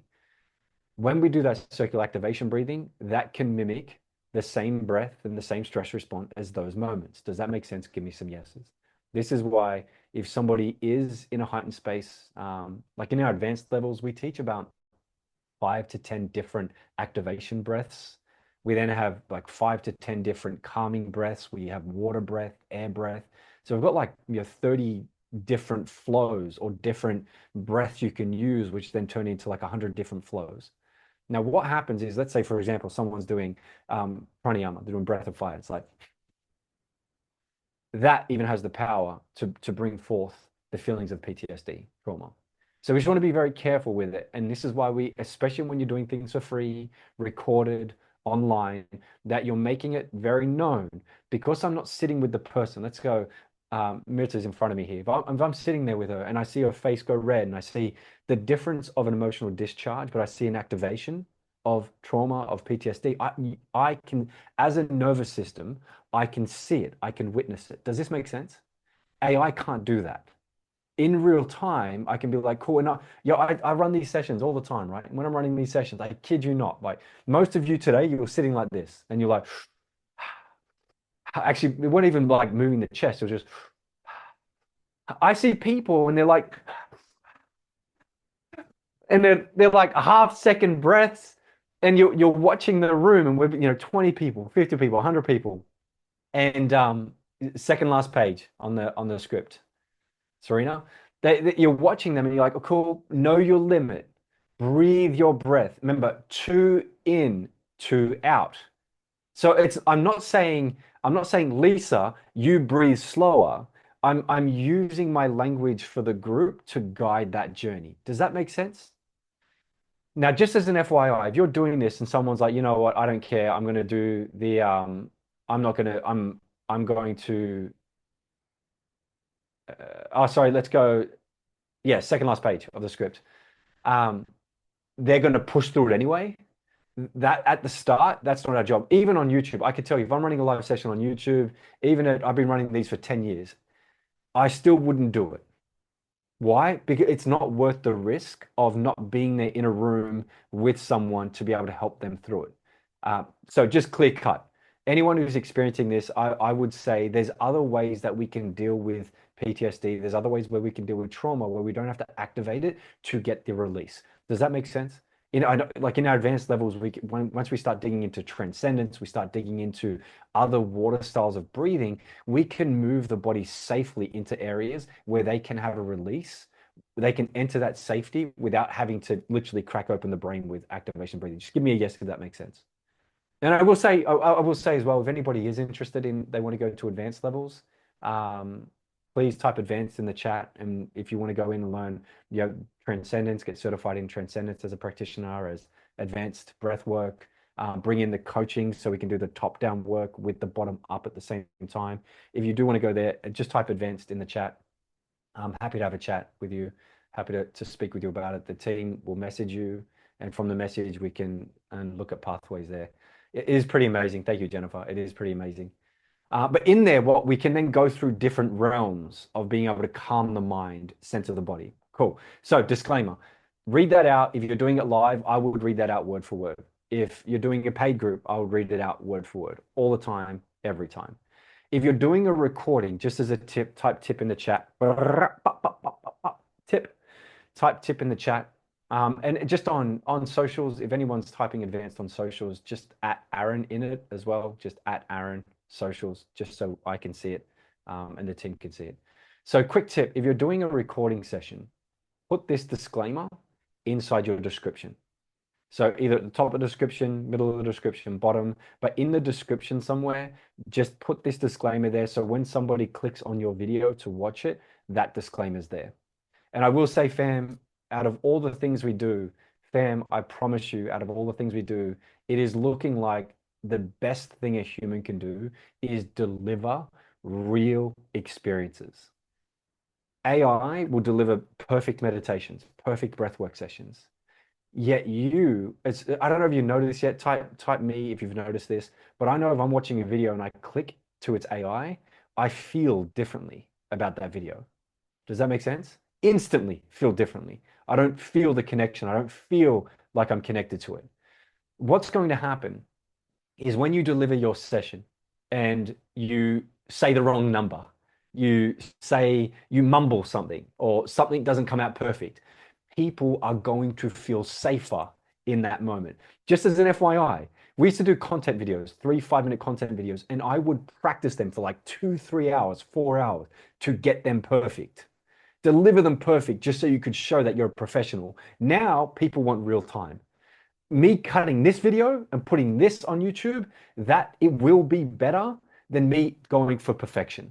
Does that make sense? Obviously, as long as it's still professional, you've still got good audio, you've still got good visuals. In the advanced level, we go through this, like we go through how do you set things up, socials, how do you make sure that they're good so you can tick the box, but you want to make sure they're authentic. That's the big one. Me, I'm seeing them all there. Yeah, cool, perfect. Um, so just to check, so disclaimer, so on the breathwork page, so we're on the document called Free Breathwork Day 2. Just make sure we're on the same document. Team, can you make sure that? Cool. Thank you so much. So disclaimer is extremely important. And can everyone see the document? The title of the document on the first page is Breathwork Guided Session Script. Just give me a yes to make sure that we can see this so we can continue on. Yeah, cool. Got it. Perfect. Yes, yes. Okay, perfect. So at least you've got the right script. Now, when we do this, right? So this script here can go from anywhere from 20 to 30 minutes on average, depending on how long you hold in each section. So anywhere from 20 to 30 minutes. As we go through this, there's always an enter into a session, and usually we enter with calming. There is then this session. So whether we're doing, for those who go advanced here and we're doing like water style breathing, where we're doing this beautiful long, man, there's some processes, just to give you an inkling, there's some process where you could do 1 to 2 breaths per minute. Now, just to give you the data here, I don't think I said this yesterday. The data for the the Heart Math Institute is if, and this is what the science is showing, if a person does about 5.5 breaths per minute, we start to create brain heart coherence. This is why the 4-4-6 at the start is so powerful. This is linking brain heart coherence. So just doing that breath for 5 minutes a day, every day, we start to create this beautiful balance and calm in the body. Anyone think that's cool? Just type cool in the chat if you think it's cool. So there's places where you can go with these flows where you're doing like, there's some people who do one breath every minute. I can get to a point, I probably sit around 50 seconds to a minute for a breath cycle. This is the balancing and the stress response of this CO2 levels of how we can operate. It is pretty cool. So remember, there's always an entry and then there's a process. So the process could be activation. The process could be activation with you're setting the mind up with the oxygen to enter transcendence. It could be activation through, it could be cycles of activation. So you could do pranayama followed by circular activation, followed by like a water continuous flowing breathing, and then drop deep into a sleep. There's ways where you can move this in and around, and I wouldn't. Cool. You got this. Make sense? Yes. Let's do it. So when we open the container for the first couple of minutes is just, get comfortable, explain the posture. Now, if you're doing core breath work, just breath work, no transcendence, core breath work goes like this. You can lay down, sit up, you can stand up. Yes, you can stand up with breath work. Be very careful if you're doing breath holds with standing up. Mainly do that sitting down or laying down. But you could do like just before this session today, I was jumping up and down, just going, just bringing the oxygen, bringing the air into the body, creating just stress in the body, bringing the oxygen into the brain, just so it could be extra present. So, for example, if you're about to run a live session, you might do just a couple of big breaths beforehand. So you want to set up the environment first. Mostly laying down or sitting up is best. You can sit up with your legs crossed. Now, the cool thing about breath work is with breath work, man, as you're breathing, you can move. If you're like, oh, I gotta, I'm feeling the tension in my neck, you can roll the shoulders out while you're going. Does that make sense? This is super cool compared to something like meditation where the action is to sit there as still and present as possible. So anyway, so we go through the container, just open it up, close your eyes, get comfortable, take a moment to arrive in this moment. Let's move on. So I'm now on first page, down to the bottom where we're 2 minutes in. 2 minutes in. So what we want to do here, and I just want to note here, just spend a couple of minutes here. The key word we've got there is in a moment. Just type in a moment in the chat, pop it in the chat, in a moment. So the power of in a moment when you're guiding a group in a moment means you're preparing, you're guiding them. They're putting trust in you that you're stepping them along the journey. Now, if I just said, we're going to start doing our 4-4-6 breathing, what you're going to have is some people in the group will just start breathing in for 4. Does that make sense? Some people will just start breathing in for 4, holding for 4, and out for 6. By saying in a moment, you're priming their mind, you're preparing, you're pre-framing their mind for what's about to come. Let me know if that makes sense in the chat. Yes. So in a moment, we're going to start our regular breathing in for 4, hold for 4, and out for 6. Breathing in the nose. So right now, no one's starting because I've said in a moment. Breathing in the nose for 4, holding for 4. I can now talk as long as I like because I've prepared the in the moment. Where if I just said, we're going to start our breathing in the nose for 4, holding for 4, and out for 6, you're going to have people go, and this is the confusion that facilitators don't want to bring in. Some people will start breathing in the nose for 4, they're halfway through the breath, and you're like, okay, starting in 3, 2, 1. Does that make sense? So they're halfway through their first breath while you're counting in the first breath in a moment. Is that cool? By the way, pop it in the chat. That's a big tip. Big tip is prepare everything in a moment. In a moment. You just become amazing at in a moment. In a moment, we're going to start this breath. In a moment, we're going to transition. In a moment. In a moment is a very, very powerful sequence. So in a moment, we'll start with regulating breath to build your foundation. We'll inhale. Now, I'm just going to say when you're practicing at this level, I'm not looking for perfection. Got it? I don't want perfection. Your level now is to step in and start applying, start doing. Does that make sense? Give me some yeses. Just as a tone tip, though, as a tip for tone, when you read this, so in a moment, we'll start with regulating the breath to build your foundation. If you want to get really good, just type pro in the chat, type pro, P-R-O, pro in the chat. If you want to get really good, one of the best things you can do is in a moment, that helps you guide the group and have the group trust you. The second one is using your tone and gliding through the words. I will say we spend a lot more time on this in the advanced. So again, just type advanced if you do want to go deeper. But if you want to get really good at this, start using your tone. In a moment, we'll start with regulating breath to build your foundation. We'll inhale through the nose for 4. Hold for 4. Notice how I'm putting pauses. I'm putting relaxed periods in it. I'm putting calm into it. I'm not saying in a moment, we're going to start regulating our breath, right? You ready for this? We're going to regulate. If you come in too aggressive, if you come in with too much intensity, you're not matching that environment. All righty. So next tip, down to let's go together. Right? Let's go together on page 1. In through the nose, 2, 3, 4. We don't say in through the nose, 1, 2, 3, 4. We start with 2. The reason why we start with 2 is the in through the nose counts as the 1. Does that make sense? Give me a yes. So in through the nose, 2, 3, 4. Hold counts as the 1, 2, 3, 4. Out through the mouth, 2, 3, 4, 5, 6. So the comment in counts as the 1, count. The hold counts as the 1, out counts as the 1. Now the next part, the next tip of here, one more tip with this one.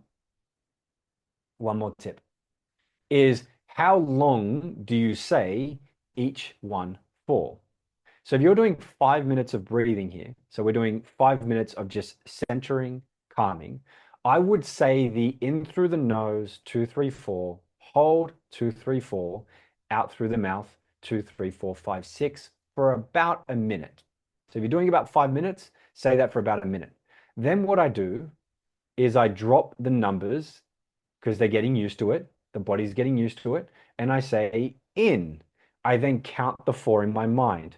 2, 3, 4 in my mind. And then say hold out loud. In my mind, 2, 3, 4. Out loud, out. 2, 3, 4, 5, 6 in my mind.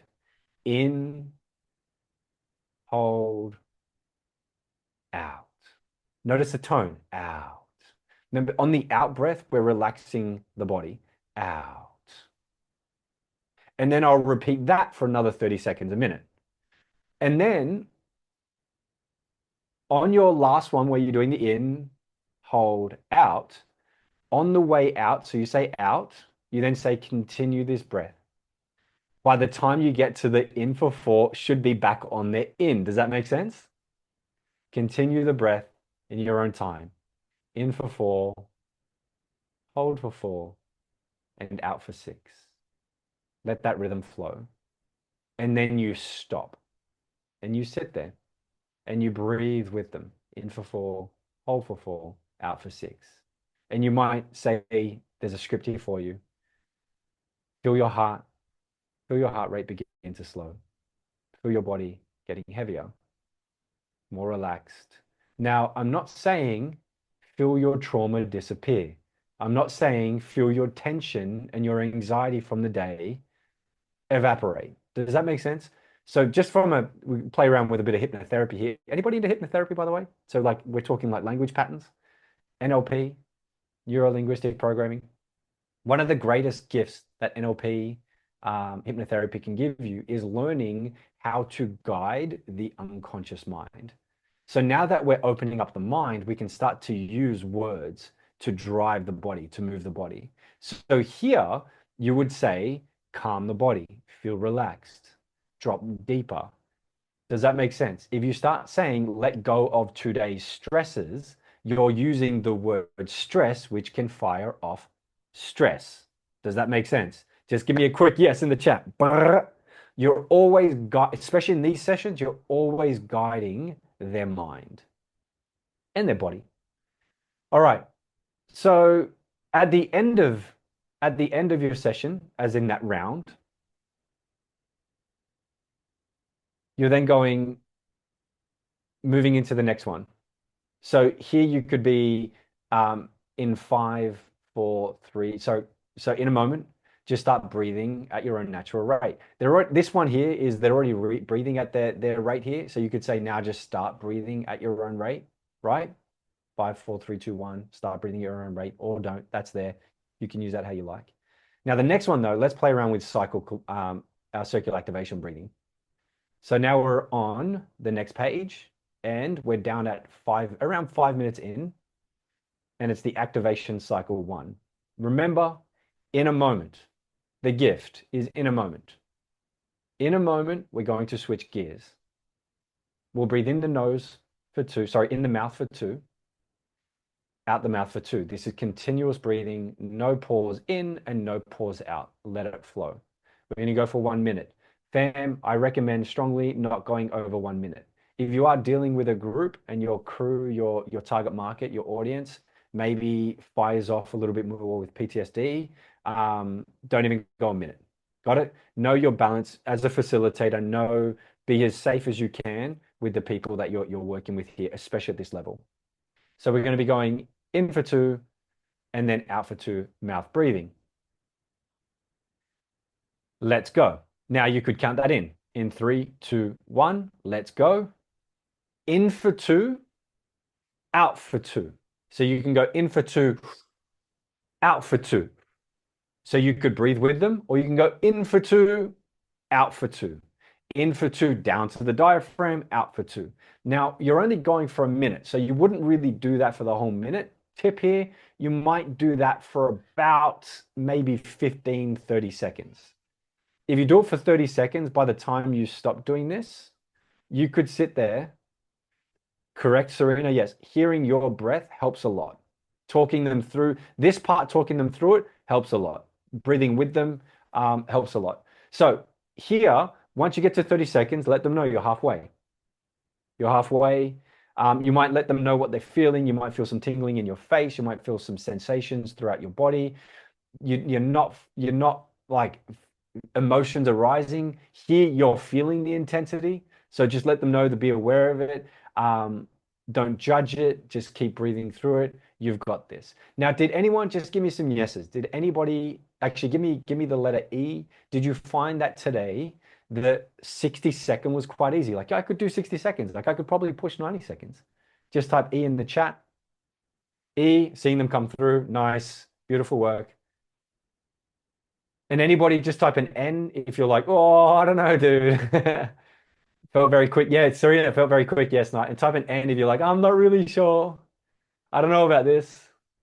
Aaron, what are we doing here? Nice. All E's. Cool. Seeing these. Alrighty. So in for 2, out for 2. Keep it going. Cool. Keep your breath going. Right now, at the end of that, you can count down the last 5 seconds. We're there. And now in 5, 4, 3, 2, 1, take a deep breath in through the nose. That deep breath in through the nose for a couple of seconds. Push the breath down to the diaphragm and then let it out and let it go. Hold. Good sign here. Make a fist. Hold. Hold. Can everyone do that? Put your hand up. Hold. Hand up. Let me see it in the video. Hold. That's a hold. Do the hold. Empty it, stay with it, feel the stillness. Here you could say, just remind them. So just as a how long to do this for, you could do the breath hold anywhere, depending on the group, anywhere from 10 to 40 seconds. If you're working with a group that have done this over and over again, you can do 40 seconds. My rule of thumb, 20 to 30 seconds when you're starting out, 20 to 30 seconds. Yeah, nice. So, Serena, I've done breathwork before and I found it hard to stay in sync where this was much easier. Yep. I will say one of the benefits of, and again, this is why, fam, if where we're heading, it's that ecosystem of what we do. Because we certify people in coaching, because like in our advanced level, you get certified in coaching, neuro-linguistic programming, you get certified in breathwork, transcendence, because the old way was like you have to do every single one of those separately, and $50,000 later in 2 years, you're kind of in that world. Where the world moving, because information is becoming so readily available, we can package them in, and because we have them all, we can package them together. So our facilitators, they learn NLP. So they learn how to guide language patterns really effortlessly, really smoothly. That's the strength. That's what will differentiate them from the future. So anyways, long story short, let's keep moving. So you hold, empty, take a breath in. So at the end of it, so it's a recovery breath in after the breath hold. It's a recovery breath in through the nose. Make sure it's the nose. With the nose, remember where it's a deep breath with the nose. We're firing off nitric oxide. We're filtering the oxygen. Beautiful experience. Breathe through the nose. Then it's relax. Release the breath out and it's relax. Did anybody feel really nice? Did anybody love that feeling when you breathe out and you held and your body just went woof, warm? There was just like this flow of like, wow, oh, this is cool. I don't care about dinner. I don't care about dinner. I don't care about bills. I don't care about stress, the problems with partner. Here is a moment where you're just like, wow, that's the power of this moment. And this is the power of for activation over, say, calming, or even over transcendence, is that speed in which, like within a minute, 2 minutes, we're entering that state. Just notice that, and then rest there for 1 to 2 minutes, maybe 3 minutes, depending on how advanced your group is and how much you do it. 1 to 2 minutes, though, just rest. Don't do them cyclical back to back. There's times where personally, I could do 3 minutes of 5 minutes. I do my breath hold. I breathe out 2 minutes, breath hold. I hold for like 20, 30 seconds. I could just sit there for 20, 30 seconds, slowly breathing, straight into round two. So when you get more advanced levels, you can play with your system and push that bar. All right, next one. So the next one, we're on the next page here. So we're about 9 minutes in now, approximately 9 minutes in.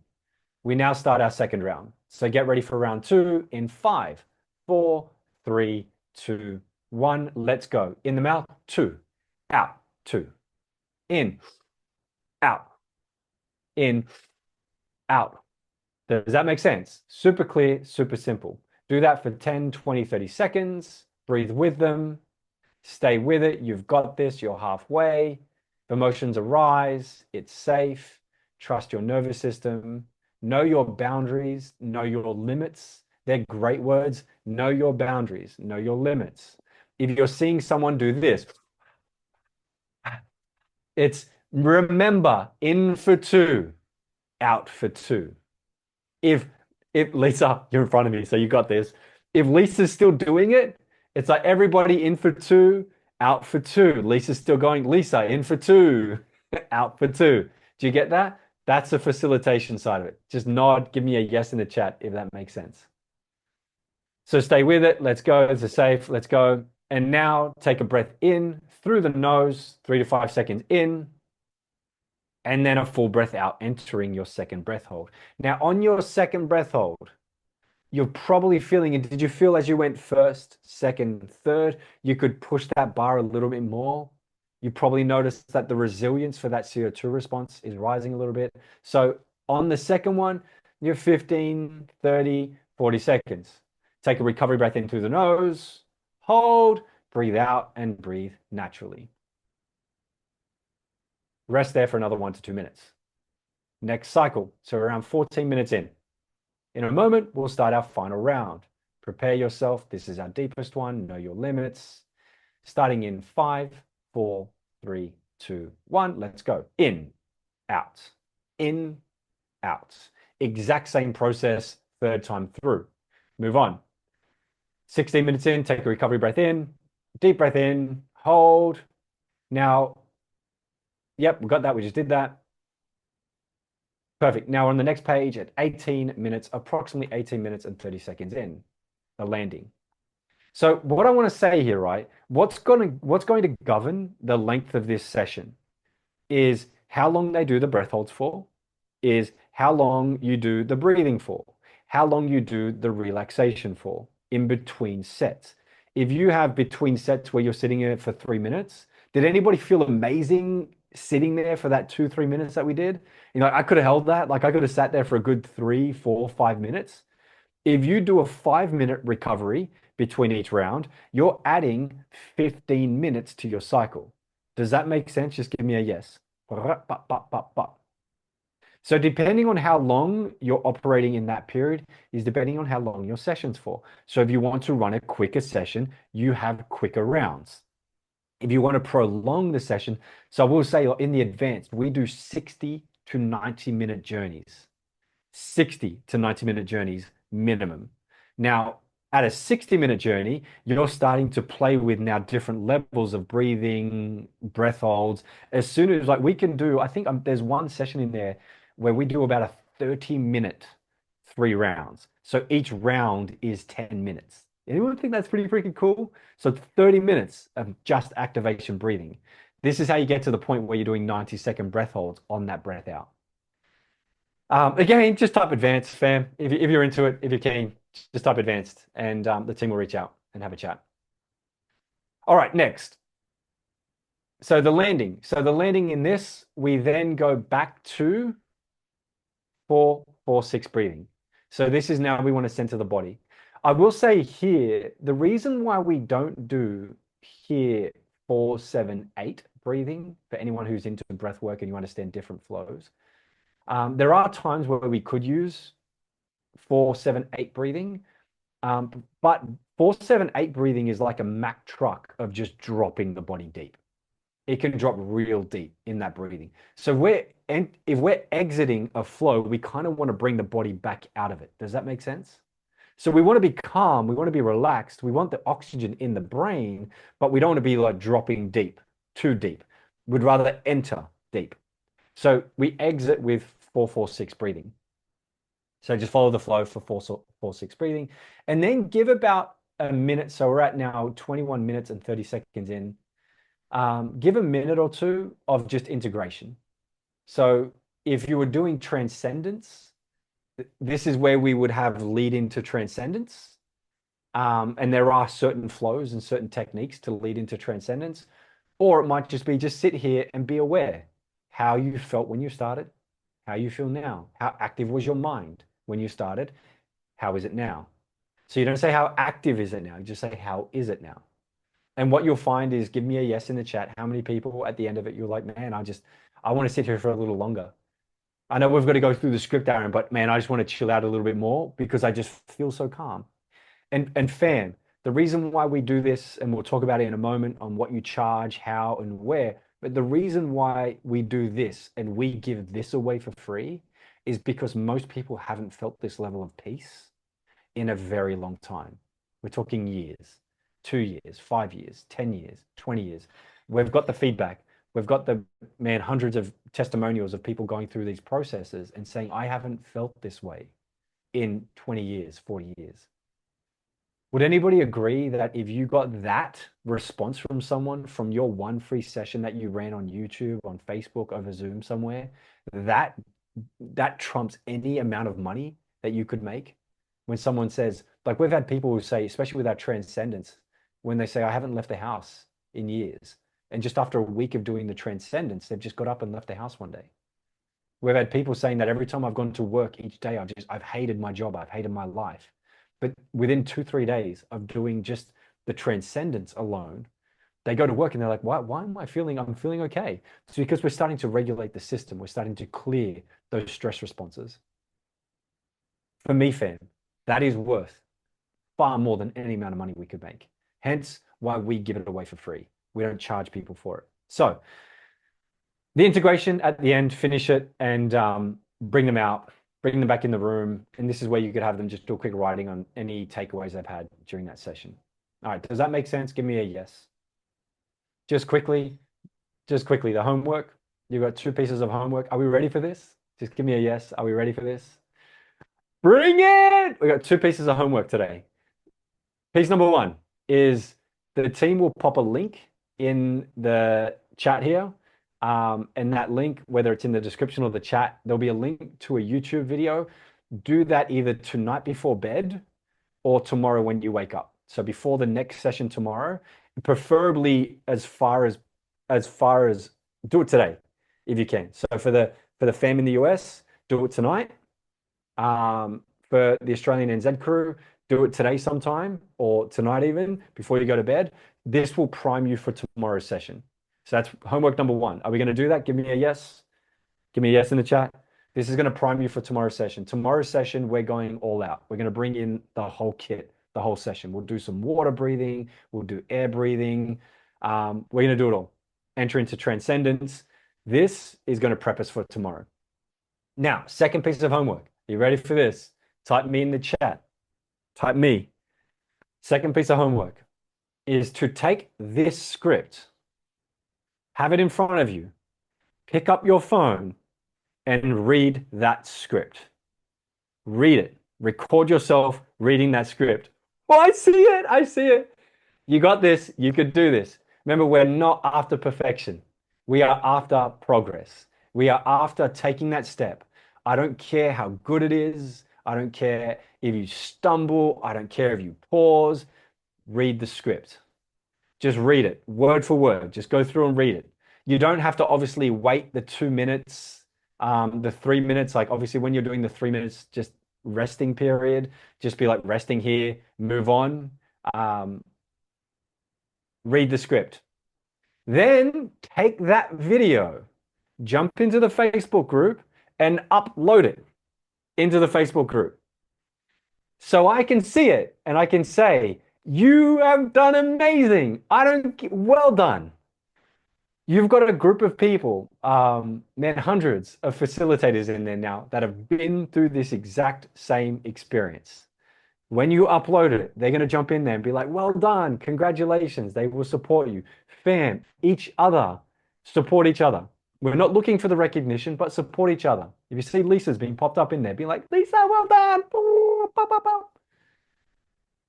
Record it and upload it. How many people are doing that? Give me a yes in the chat. So actually do a HW, homework.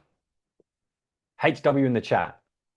So just get the script in front of you, have it on your computer, have your phone here. You don't have to look at your phone. Just read the script. Practice, practice, practice. Practice, practice. Practice. Homework in the chat. HW. So that's where we're at. The 2 pieces of homework tonight. Number 1 is go through and do that journey on YouTube. That journey will prime you for our live session tomorrow. Tomorrow we'll be doing activation, we'll be doing water breathing, we'll be priming the mind for transcendence. And transcendence is now starting to bring the integration of this work. Remember, when we get into these states where we're firing off acetylcholine, we're firing off noradrenaline, we're firing off dopamine, when we start to enter deep rest and sleep, this is where we integrate this information. Transcendence is dropping into deep rest. It's also helping us sleep better. So then when we sleep better, guess what? We're integrating more. So this is the game. So bring it on. So tomorrow will be the full session. Tomorrow is going to be all out. I cannot wait for it. Outside of that, big love, fam. That's today. It's now time to get stuck into the homework. So when you blessings, welcome to our 3rd session. Bring it on, bring it on.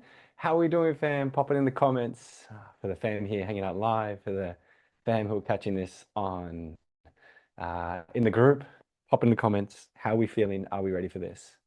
So when we look at, when we look at the be and end all of how do we take breath work And how do we utilize breathwork in the world to create transformation? This is it.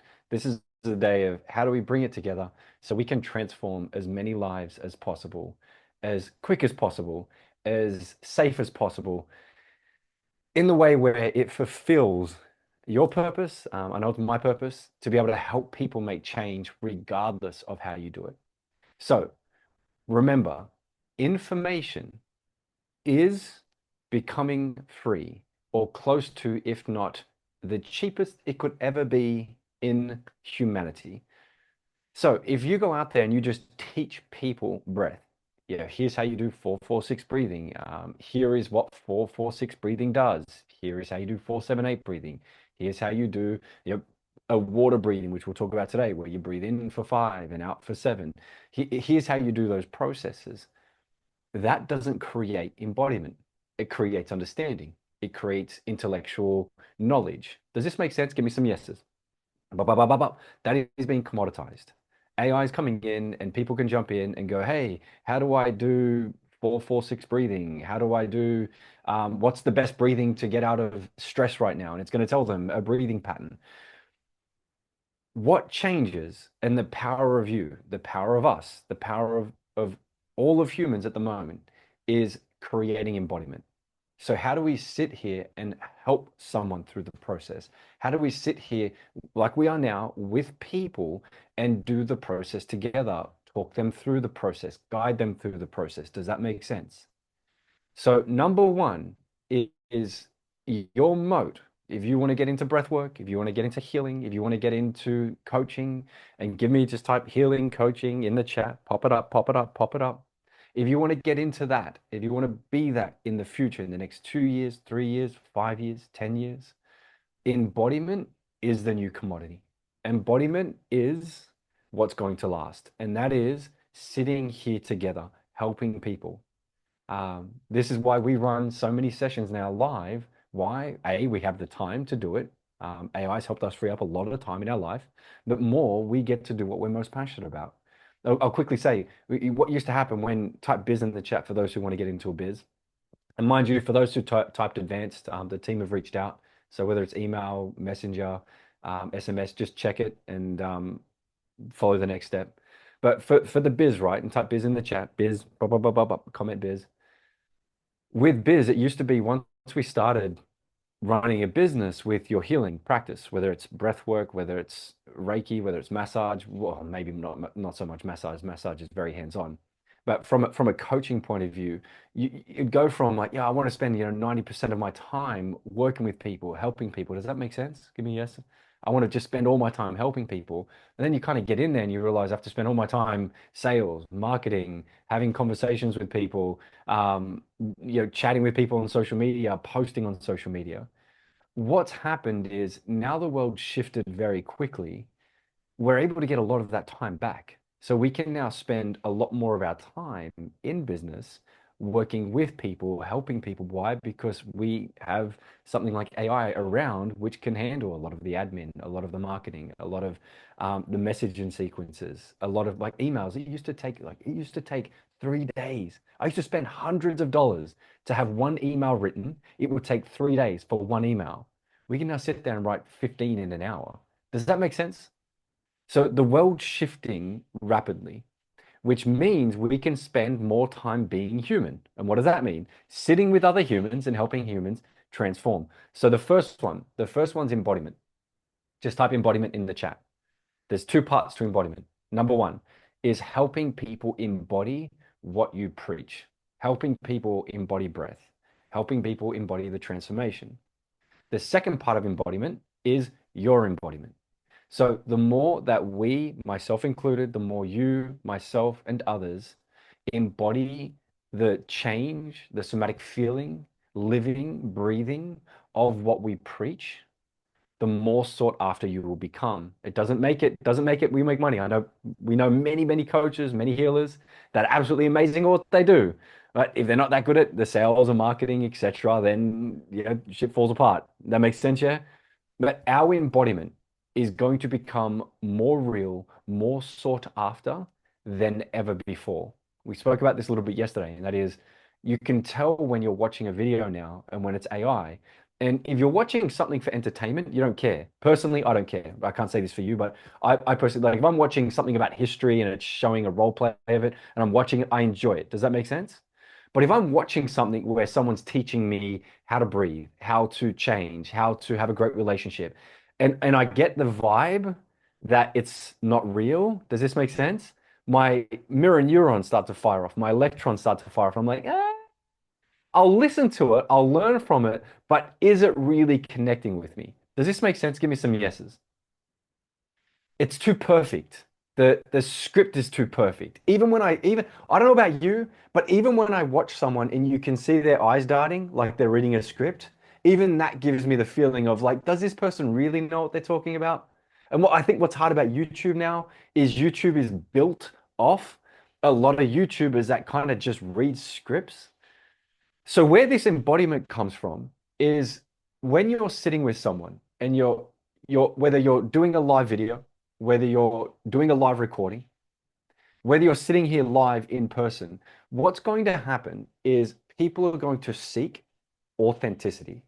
And that embodiment that you have of knowing what it feels like, of knowing the processes, of practicing the processes and being able to communicate effectively these processes, not perfectly, authentically. Like you're telling the truth. You're speaking your truth with it. You're sharing the stories. You're sharing what it's like in your life. You're sharing stories about other people's lives. Does this make sense? That ability to embody your process, it doesn't matter whether it's Reiki, whether it's EFT, whether it's life coaching, whether it's NLP, breath work, whether it's meditation, transcendence, it doesn't matter. But it's the truth of how you communicate it, knowing what we're communicating. That's the power. Does that make sense? Just want to really hit that home. You can have the best breath work processes in the world, but if we're not good at doing it, if we're not good at delivering it, that will shine and there will be a gap.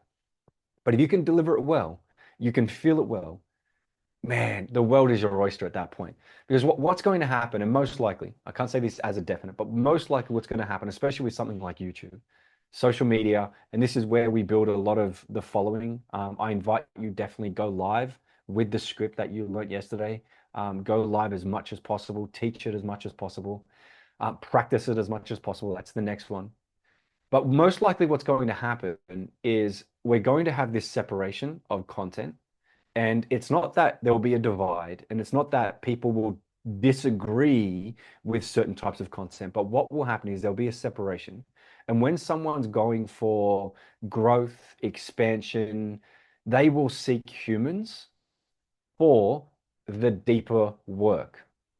Not all work, the deeper work. Does this make sense? The light work, yeah, I just had an argument with my partner. What should I say? How should I respond?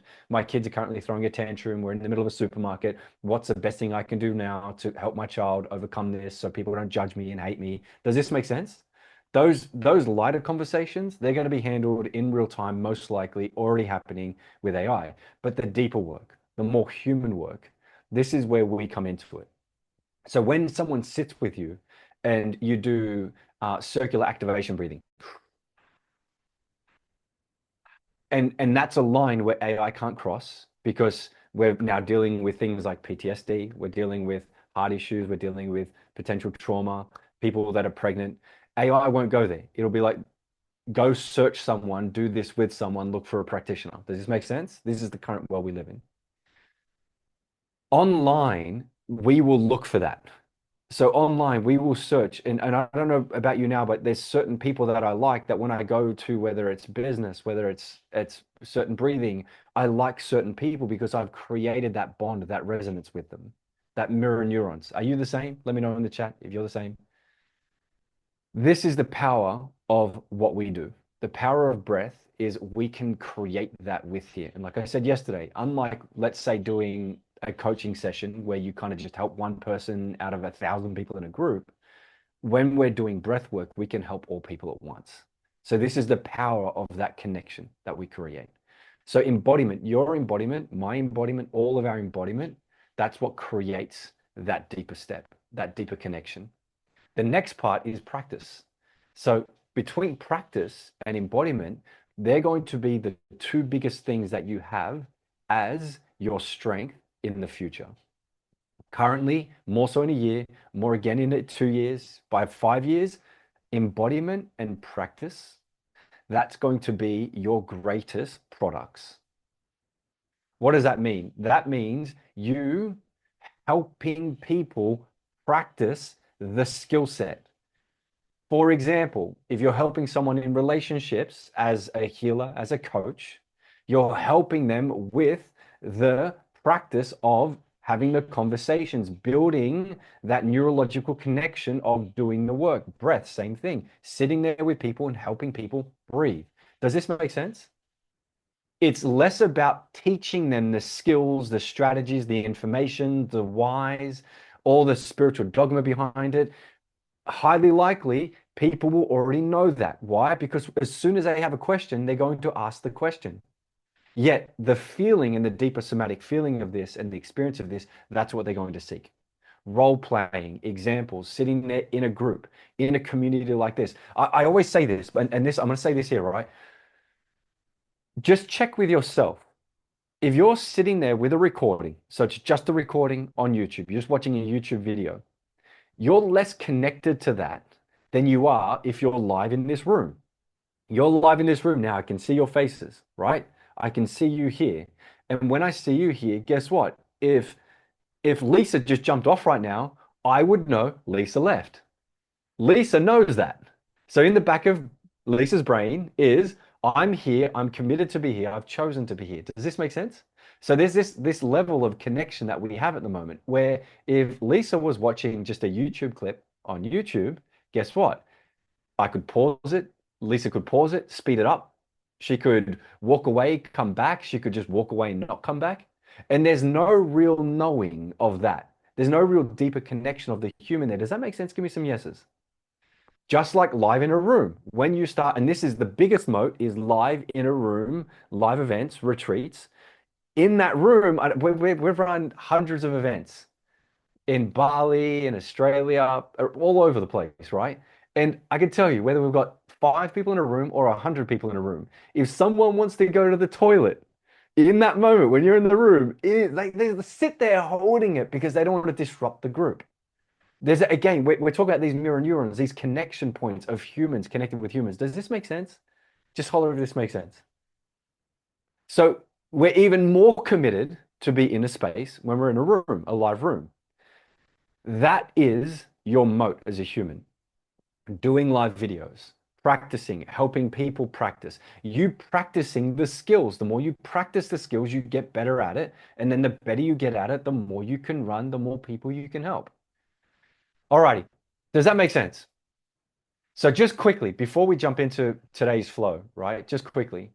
Now, when we look at embodiment and practice, there's a few criteria that I personally, not many people talk about inside the realm of change. And when we're talking about change, we're talking about growth, we're talking about expansion as a human being. Just to check in the chat, type expansion if you're after growth. Like you want to expand as a human being. You want to be able to handle more in life. You want to be able to handle relationship, work, kids, start a business as well. Like you want to do it all, but you know that your nervous system has to expand to be able to take this on. Just type expansion in the chat, in the comment. Now, with expansion, a lot of people think that every time I do breath, so I'm integrating expansion in that moment. Every time I do a coaching session, every time I learn a new skill, that when I learn that new skill in the moment, that's my expansion. That's actually not true. What happens is how humans grow and expand and integrate is we open doors and then we integrate into that new information. We open doors, integrate into that new information. And how this works is every time we breathe, we open the door. Every time we do transcendence, we open the door. Like transcendence cracks open the door. Every time that we learn a new skill, for example, we went through the script, learning that skill, as we read that script, we open the door. And how it works neurologically is when we experience something, for example, reading the script, going through transcendence, we fire off chemicals, acetylcholine, dopamine, noradrenaline. With these three main chemicals in particular, we access a state of neuroplasticity. When we access neuroplasticity, that's the door. Does that make sense? Give me a yes. The chemicals are the door. So you could learn anything, you could do anything. And as long as you're firing off those chemicals as an adult human being, you are opening the door of change and expansion. Where change actually happens, where transformation actually happens, is when we sleep at night and do deep non-sleep rest. Does this make sense? Are you ready? When we sleep, by doing the work, let's say we do transcendence. Transcendence cracks open the door because transcendence, again, with breath work, we're firing off just by doing those processes. We're firing off acetylcholine, dopamine, noradrenaline. When we open up our nervous system and our nervous system experiences safety at a new level, it experiences calm at a new level, peace at a new level, love at a new level, or at a level we haven't felt in a very long time. This is most of your clients. They sit there and they do the breathing. They sit in transcendence, which we'll do today, and they're sitting in that beautiful space. And in that moment, they've cracked open the chemicals. So noradrenaline, acetylcholine, dopamine, but they're also sitting there in peace and their body's tasting peace. And they come out and they have tears of joy of like, wow, you know what? I haven't felt this in years, 6 years, 10 years, 30 years, 60 years, depending on how old your client is, depending how long they've been going for. What happens is the body takes a snapshot in that moment and it says, this is the information that we need to remember. It then puts that information into the middle part of the brain. And then when we go to sleep at night, it's like floodgates. In deep sleep, it just starts jamming that information into the back of the brain. This is how we experience peace. This is our memory of peace. This is what peace is. This is how we start to train the neurological connections to access peace more in the future. This is how a person just starts sleeping better because they're calming the system. The system learns how to calm. Then when they're in sleep, their body knows how to get into the calm state to sleep in the calm state. Does this make sense? We're starting to create memories. Now, here's the crazy part. When we enter REM sleep, in REM sleep, we start to associate and link the new information that's sitting in the middle of the brain with our psyche, with who we are. We actually go through our own psychotherapy in REM sleep. Does this make sense? So when we're in REM sleep and we've tasted peace, we're starting to link that peace with old memories of your past uncomfortable memories, unhappy memories, of memories of joy, of memories of love. We're starting to link this process inside our brain and body. So guess what? When we wake up tomorrow, we now have the neurological memory of that experience. And then guess what? We do that process again. We do the breathing, we open it up. We do the transcendence, we crack open the doors, we flood the body with the chemicals. And guess what happens that night? That memory in the middle of the brain goes into the body and it says, you know what? Here's how we do peace. Remember this. We need to know this. Then we REM sleep, we start to integrate it again. And over time, we type compound in the chat, in the comment. Over time, we start to compound the memory of this. That's what you're helping your clients through. Does this make sense? Give me some big yeses if this makes sense. That's the power of transformation. When we're awake, we live our life to open the doors of who we want to become. When we sleep, we slowly become that person. Now, the better quality we sleep, there's actually in our advanced program, we teach sleep and we have, it's not mine, this is from a neuroscientist, it's called QQRT. This is how you govern how good sleep is. Type sleep if you're into sleep, by the way. Sleep is it. Sleep is the foundation of all of it. Sleep is everything. It's just pillars on top of sleep. If we don't sleep well, most things crumble in life. Or if not, it's just an uphill battle. If we sleep well, this is how we really start to prosper. Sleep, sleep, sleep seem to come through nice. Now, QQRT, that's how we, so quality, quantity, timing, and regularity, that is how we govern the quality or the ability for someone to sleep well. So if we're sleeping well, and this is how we kind of look at now the protocols of what helps a person integrate and change in life. The key protocols we use, and these are just a type science in the chat if you're into science, type spiritual if you're into spiritual, and if you're into both, type both, bring them all up. Spiritual, science, or both. The protocols of creating rapid change inside a human being, the four main ones that are scientifically proven. Number one is the foundation is sleep. You can't even call sleep a protocol because it's not really a protocol. It is a foundation that everything sits upon. Diet, exercise, man, the data that comes behind it is insane. For example, like our cancer fighting cells, they decreased by 70% just on one night's poor sleep. You've got then our chance of accident increases by 60% just on one night's poor sleep. Sleep is one of the biggest impactors we have in life. Sleep, foundation. Now, the pillars on it, we have breath work. Why do we have breath work? Breath work is our fastest access point to changing, creating change neurologically in the body. If someone's sitting there in stress and they're saying, I'm calm, I'm relaxed, I'm okay, there's a big chance that those words aren't breaking the neurological, your somatic feeling of stress in that moment. Does that make sense? Yet breath, and I'm not saying others don't. What I'm saying is breath is one of the known fastest paths to changing it. For example, the physiological side, double breath in the nose, pause in and out. We're doing this one today. In, pause, in and out. That double breath hits the diaphragm. The diaphragm signals to the central nervous system to calm itself rapidly. You've got 4-4-6 breathing. Again, going into Heart Math Institute, doing 5.5 breaths per minute, that induces brain-heart connection, which rapidly, drastically relaxes and calms the body. Hits the vagus nerve, calms the body. So just by breathing in the nose for 4, holding for 4, and out for 6. Breathing in the nose for 4, holding for 7, out for 8. That calms the body quickly. Now, for some people, the monkey mind is too crazy that when they're doing that breathing, that it doesn't hit it because it needs more. So guess what? For a person who's not pregnant, doesn't have a heart condition, isn't suffering trauma, PTSD, epilepsy, etc., that person could do alkaline breathing. They could do circular activation breathing.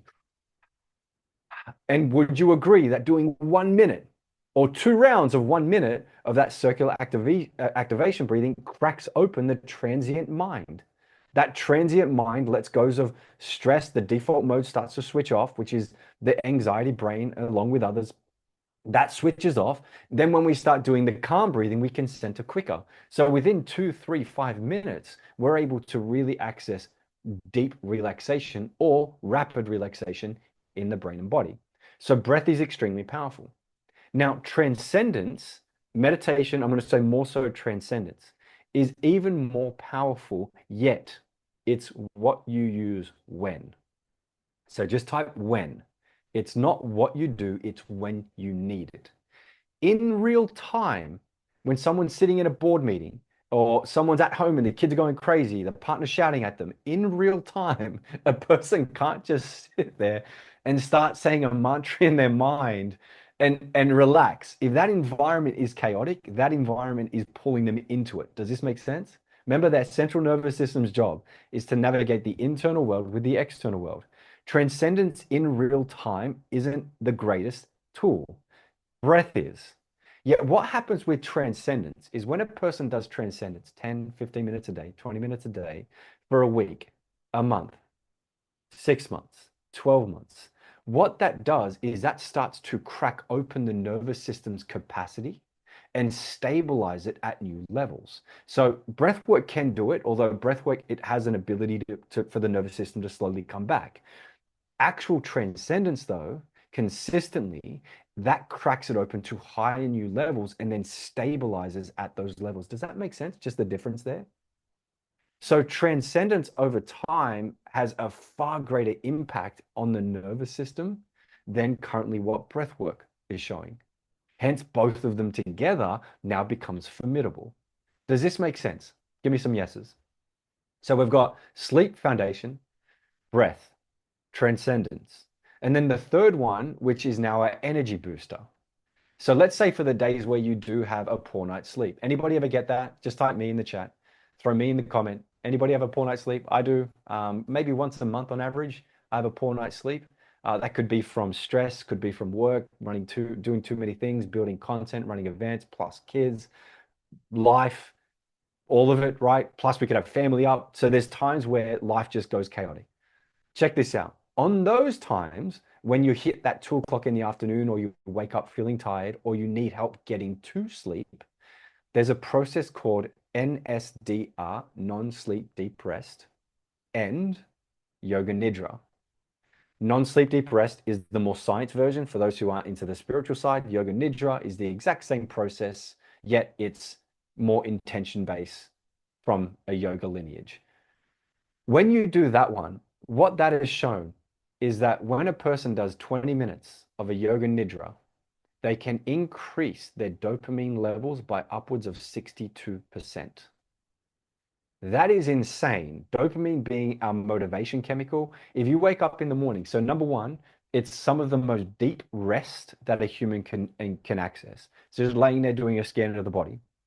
When I say just a scan of the body, it's not just a scan of the body. It's a 20-minute scan of the body, 10-minute scan of the body. But what happens when someone does that yoga nidra at 2 o'clock in the afternoon? They don't reset their system. This whole thing of resetting systems and resetting nervous systems, it's not true. Like you think the word reset is to reset completely. It's not reset. What it does is they take the nervous systems back to baselines, or move the systems back to baselines as much as possible. Non-sleep deep rest helps a person really drop deep into deep, calm relaxation. Remember, there's two ways that we integrate information into the back of the brain. Way number one is sleep. Deep sleep is where it floods the back of the brain. REM sleep is where it integrates it into our psyche. The next one is when we go through non-sleep deep rest.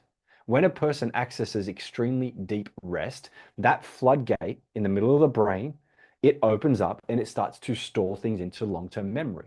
This is more current science. Once upon a time, it was only sleep where we actually integrated into the person. Now it's showing that when a person and it could be just, we could be walking along a beach. Anybody like that? Just type beach in the chat. Walking along the beach, through the mountains, type mountains. Might just be through a beautiful suburb, whatever it is for you. But when we walk, we can access deep rest then. Yeah, have you ever noticed there's a point where you're walking and your kind of eyes are just darting, and then you get from one point to another and you forget how you got there? Like there's no memory of that point. Some people do it when it's driving, which is also quite dangerous. But that moment is accessing states of calm, of rest. Does this make sense? Give me some yeses. So what happens, right, is sleep is it. Sleep is where we integrate as a whole. When we're accessing states of transcendence, non-sleep deep rest, we're also starting to integrate information. Check this though. The power of breath, transcendence, and yoga nidras or non-sleep deep rest. The power of these together, check this. They help a person. So when a person can't sleep well, I think Jennifer said this the other day, sleeping 2 hours a night, 3 hours a night on average, but yet just going, hey, here's the protocols to sleep better. Turn the light. Like we have like 50 protocols to help someone sleep. Fam, I promise you, if you're living a stressed life, those protocols mean shit. They don't matter. If someone's going to bed and they're worried about kids, they've had a fight with their partner, I don't care how dim the lights are. Man, accessing sleep in that moment is tough. Do you agree? Have you ever laid there and you're like, I can't sleep. What happens when we use breath, transcendence, and yoga nidra? They instantly impact the quality of our sleep. Because as soon as we start to calm our system, we can handle life better. As we're handling life better, we sleep better. So what we're doing today in today's process, I want to give you a taste of what I would say the world needs, and if you can, give away for free. So for example, what we did yesterday with yesterday's flow, we'll talk about it after this session, what to charge, how to operate it, how to package it. We'll talk about that for a little bit. You run that. Run that if you can for free, or charge what you want to charge for sessions and doing group sessions for yesterday's. What we do today, this is what we train our advanced crew to do for free. Why? Because AI is coming in and it's taking over a lot of what the 4-4-6 breathings, the calming breathings. AI is starting to do it all. So we as humans need to up our game. It's also good because humans are forced to get, I don't know about you, but let's say for Transcendence, there's a lot of companies that teach Transcendence, and they charge like $1,500, $1,000 just to initiate people into Transcendence, which is totally cool. It's been their model for a very long time. My Where I feel like we're heading is the processes and the techniques that we have, it's time to start giving them away for free. Tell me if you agree in the chat. It's time for humanity to start having the experiences. But if somebody wants the embodiment, if somebody wants the transformation, if they want support over 6 weeks, 8 weeks, 12 weeks, that's what they pay for. Does this make sense? We help, and we help. That's why what we're about to go through, we say give this away for free. Then what? If you want longer journeys, we'll go for about half an hour today. But if you want to go for like an hour and 90 minutes and start accessing deep transformation within it, then people can pay. Does this make sense? That would be their level. And again, we'll go through if you just want to use the free stuff here as well. All right. So today's journey, what we're doing today's journey is we're going to start to open up different elements of breath. Now, transcendence, remember, transcendence is how we create long-term stabilization in the brain and body. So for transcendence, we use a mantra. The mantra, for those who don't have a mantra, just type me in the chat if you do have a mantra with us yet, if you've done our transcendence journey, and type an N if you haven't. Kalisa, awesome. Nice. Nice, cool. You can go through the journey again. So if you don't have one, the word that you can use today is Yona, Y-O-N-A. Yona, it is a powerful word. There is no meaning behind the word, but there is a resonance. There is a vibration. And the vibration comes from the certain letters and how they're put together to how we say it. When we say it quietly in our mind, Yona, that creates a vibration. It hits the vagus nerve. It starts to relax the vagus nerve. Mind you, we've already gone through breath work here to be able to do that as well. But basically what happens is that word with no meaning helps a person move beyond their default mode network so they can access deep rest, deep calm, and then get into pure silence, peace, and relaxation. So for our process, you can bring your own spiritual meaning. There is no spiritual meaning behind our process. Our process is using a word with no meaning to access deep rest, deep calm, turn off the default mode network so we can transcend. So what we're doing today with the elements, to be and to get people to a place where they can transcend, the easiest way is to set their mind up for it. AKA, if you sit there one morning and your mind's going crazy, you're thinking about dinner, you're thinking about the partner, you've got kids, you're just trying to navigate business, work, life, everything. There's times where the brain just doesn't want to switch off. We can force that switch off with breath. So when we use breath to access transcendence, there's certain things, again, it's not what, it's when. It's not what you do, it's when you do what you do. So for example, if we did activation breathing and then you just stopped and tried to transcend, your brain, although the mind is more transient, the brain still, like, you've got the adrenaline running through your body, you've got the acetylcholine there, you've got the dopamine there. Does this make sense? In that moment, it's like, wow, the body's like, I'm feeling really good. I'm quite alert. Yet, if we drop a person too deep, so this is maybe 4-7-8 breathing, in the nose for 4, hold for 7, out the mouth for 8. If someone did that for 10 minutes and then tried to transcend, they might be too deep into their practice that by the time they started to transcend, they just fall asleep. Does this make sense? Holler in the chat if this makes sense. Pop it in the comments, a yes. So when we start to look at being able to use breath, and just type transcend in the chat if you do want to start putting, if you want to be able to come like a practitioner, you want to put people through transcendence and do the work. I will say, just as an FYI, we give our transcendence away. Why? Because it's something that I feel like the world needs more than ever. But yet we do, again, for those who do want to join or look at joining our advanced program, we initiate you into Transcendence as a practitioner. So you can take the mantras, learn how to deliver the mantras and help people through it. So again, just type advanced in the chat if you would like to add that to your arsenal of tools, along with breath work, advanced breath work, and everything else that goes along with the coaching, etc. Again, just type advanced in the chat, in the comment, and the team will reach out. So when we look at breath, there's two forms of breath that we can use in order to help a person access these states of transcendence. One is water breathing, and water breathing is more flow breathing, like breathing in the nose for 5 and out the mouth for 7. It's, if someone needs to relax, they could use a sigh in it. So it's in the nose for 5 and then out for 7 with a ah. And that vibration's relaxing the nervous system. It's bringing the nervous system back into a homeostasis plate. So number one is like a water style, flowing style breathing. The next one is air style breathing. So air style breathing, where we're doing something like breathe in the nose, pause, breathe in and out. But in the nose, pause in, out. In the mouth, pause in the mouth, out. In the mouth, pause in the mouth, pause in the mouth, out. What happens here as we're doing these styles of breathing? It might just be very soft, shallow, low breathing in the nose, out the nose. When we do these styles of breathing, we start to add oxygen and put oxygen into the brain.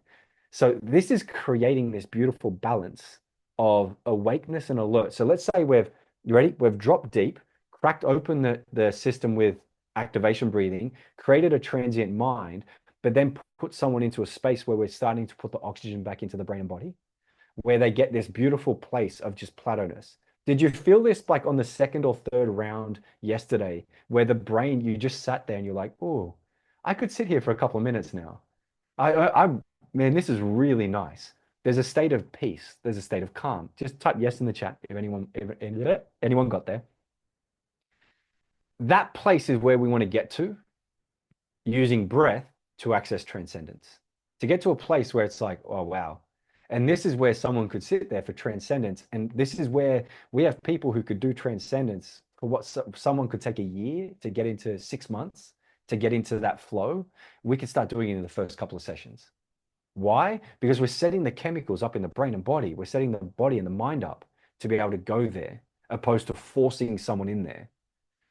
Right. So in today's flow, what we're going to do is we'll start off with our 4-4-6 breathing. In the nose for 4, hold for 4, out for 6. Then we'll go into our activation. So we're going to do 3 rounds today of activation. We're going to do 60 seconds of 2 in the mouth, 2 out the mouth, 2 in the mouth, 2 out the mouth. So 2 seconds in, 2 seconds out, 2 seconds in, 2 seconds out. After 60 seconds, we do our breath in, breathe out, and we enter our hold. We're going to hold for about 30 seconds, 40 seconds today. Got it? We're good with that? Type yes if we're good with that. Do our hold for about 30 to 40 seconds. Then we do a recovery breath in, we calm, we relax. That's 1 round. We'll do that 3 times over. Then what we're going to do is we're going to, from there, step into and then reset the body up so we can access transcendence. So we'll do water breathing. We'll slowly start breathing in the nose for 5, and then with a sigh out for 7. You do the sigh, you don't have to do the sigh. I'll guide you to do the sigh. Your call, but the job here is to re-center and re-relax the body. We're going to do that for a couple of minutes. Then we're going to open up the mind. So we're going to re-bring air back into the mind. So we'll be doing double breath in through the nose. In, out. In, out. In, out. So in the nose, pause. In the nose, out. Let me know if that makes sense. From there, we'll settle, we'll calm, and then everything will go silent. If you can be in as a silent room as possible as you can right now, this is the one time where you now want to be sitting up, legs crossed, legs on the ground, doesn't matter, but sitting up, have your back supported, not supported, whatever's now most comfortable for you. I wouldn't suggest laying down for transcendence because as we start to hit the theta levels, we don't want to drop into sleep. We want to stay in this, I'm awake, but I'm deeply relaxed. Does that make sense? Type a yes. So from here, we'll then just settle. And then you'll say in your mind the mantra. So if you've got your mantra, say your mantra. Otherwise, yona. Yona. You might breathe in the nose, yona. Breathe out, yona. You might breathe in the nose, yona. Breathe out, nothing. In the nose, yona. And what we're looking for here is over about 15 minutes. We want to get to a point where when you're saying yona, the space between yona starts to expand. And you'll notice when thoughts arise, you'll be like, oh, I'm thinking and I'm not saying the mantra. That's totally normal. Because at this point, what you want to do is you want to just be aware of thought, your thinking, and then pull yourself back and just start saying yona. Just cut the thought halfway. As soon as you're aware of the thought, cut the thought, yona, yona. And there'll be a point where you're yona, yona, thought, thought, yona, thought, thought. And that dance will happen depending how busy your mind is, depending on how deep you've gone through the breathing beforehand. There'll be a point where, though, you start saying yona, right? And it's like this yona. You might feel vibration, like this is just relaxation in the body, in your legs, hands, arms, back of the neck. But there's a point where you'll be yona, and that gap will lengthen and there'll be no thought. Yona. In your mind, quietly. You're not saying it out loud, in your mind. Yona. And all of a sudden, the mantra disappears and you just sit there. This is how you know you're on the verge of, if not accessed, transcendence. And you've transcended. Who would like to transcend today? Just type transcend in the chat. Throw it in the comments. Transcended. And then all of a sudden, you're sitting in this space where there's no thought. You're just at peace. And then you have a thought. The thought might be, oh, I've transcended. Or the thought might be, what about dinner? Or you might hear something. You might do something. And it cracks you out of that space and you start thinking again. The default mode network has been like, oh, awesome. Something I can do. And then you go, wait, caught it, come back. Yona. And you should find that you're able to drop back in just that little bit quicker now because you've already done it. The body's starting to learn it.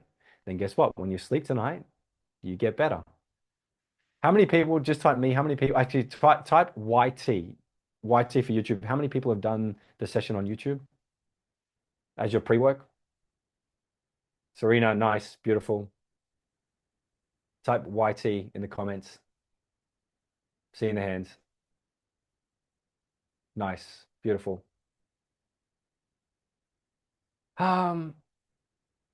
Let's do this. Are we ready? I have to say, please don't do this session while driving, operating heavy machinery. If you are, skip the session and do this later. We're still going to do activation breathing. Oh, beautiful. Oh, beautiful. I see it. We're still doing activation breathing. So just as a disclaimer, and the team, just as an FYI, the team will pop the link for the manual, just for those who do need the manual for yesterday, with the disclaimer in it and everything you need. We're still doing activation breathing. So if you are pregnant, if you have a heart condition, if you suffer epilepsy, if you're currently experiencing, trauma, PTSD, just go easy, or if not, don't do the activation breath. Just do in the nose for 5, out for 7 while we do the activation breathing, just to make sure that you're okay. And again, don't do this near water or while you're walking. This session is for a sit down, lay down session. Alrighty, are we ready? Let's do this. Give me a yes in the chat if you're ready. So this session is going to be a full journey. Now, just be clear, I know for the advanced crew that are already in here and for those who are coming, we turn this into about a 1 hour journey. That's where we go. This is then the depths of where you can take someone really deep. You don't do that straight away. I wouldn't suggest doing that for free unless you've got a group who are really good. Why? Because it takes learning for the body to get there. But we can get there eventually. Now, when the music slowly starts to come on, I invite you to become aware of just where you are in this moment. And just be aware of 2 things. Number 1 is how mentally active your mind is right now. Just have awareness, and be aware of your mind and how actively aware it is. Actively awake, alert. On a scale of 1 to 10, 10 being like it's absolutely insane, 1 being, nah, I'm at peace already. I've already transcended Aaron.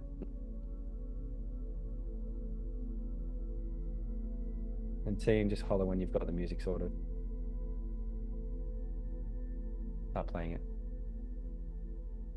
Next one is just have a gauge of your body. How's your body feel right now? The emotions. You're stressed, anxious.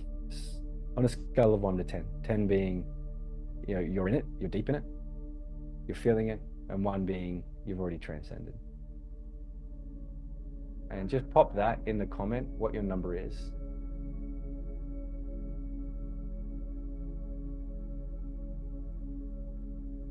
Just pop that in the comment.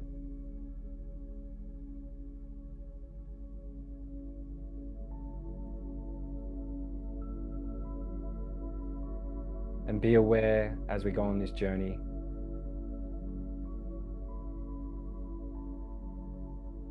this is what we want to move through.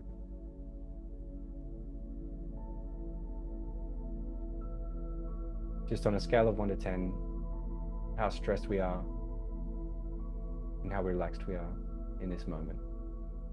10 being hyper, 1 being I've already transcended. And then when you're ready,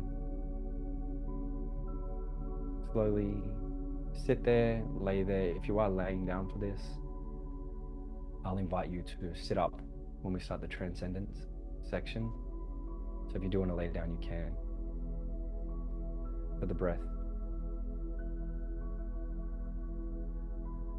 When you're ready, slowly close your eyes if you haven't already. And start to gently, softly relax your mind. Relax your body. Be aware of your breath. Slowly breathing in through the nose and out the mouth.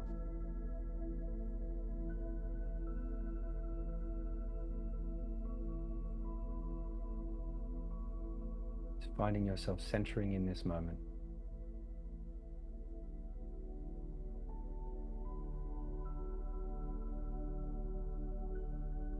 And now, in a moment, we'll start our first round of breathing, which is breathing in the nose for 4, holding for 4, and out the mouth for 6. Starting in 3, 2, 1. Slowly breathe in the nose. 2, 3, 4. Hold. 2, 3, 4. And out the mouth for 6. 2, 3, 4, 5, 6. In the nose. 2, 3, 4. Hold. 2, 3, 4. And out the mouth for 6. 2, 3, 4, 5, 6. In. 2, 3, 4. Hold. 2, 3, 4. And out. 2, 3, 4, 5, 6. In. 2, 3, 4. Hold. 2, 3, 4. And out.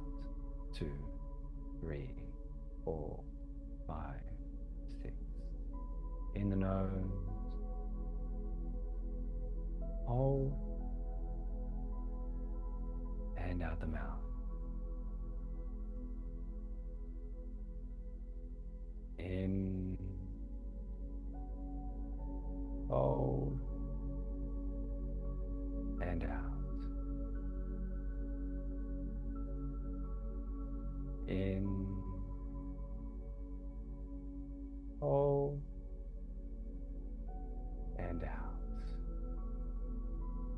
Continue that flow for the next few moments. In for 4. Hold. And out.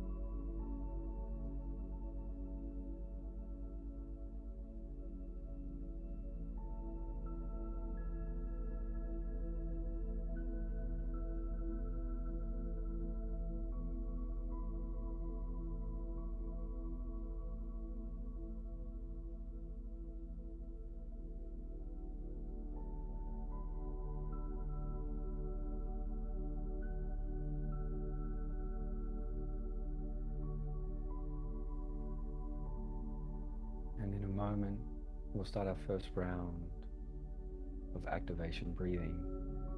So slowly awaken your mind, be aware of your body. Remember, this activation breathing is in the mouth for 2 seconds and out the mouth for 2 seconds. One continual flow. Allow your body to find the rhythm, your breath to find the rhythm. Dance with the beat. Know your limit, whether you're breathing in for 30%, 40%, or you're going 50, 60%. Just know your limit of breath, of how much breath you take in. Starting our first round of alkaline activation breathing. In 5, 4, 3, 2, 1. Let's go. In for 2, out. In, out. In, out. In, out. In, down to the diaphragm and out. In, down to the diaphragm and out. In, down to the diaphragm and out.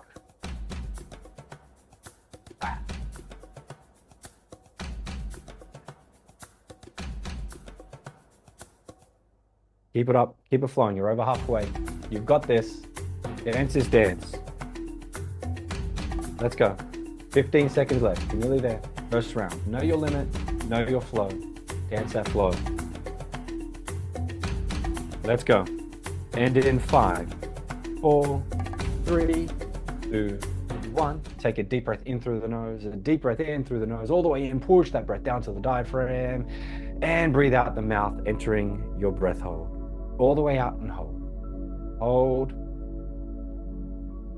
There is no air needed. Feel the feeling. Be aware of the sensations and hold. Hold it. 10 more seconds. Hold. You've got this. Hold. And in 5, 4, 3, 2, 1. Take a recovery breath in through the nose. Recovery breath in, all the way in, and push the breath down to the diaphragm, down to that diaphragm. Hold it, and breathe out through the mouth. Well done. Breathe now your own natural breath. Slowly in the nose, and either out the nose or out the mouth, whatever's comfortable for you. Be aware of the sensations in the body.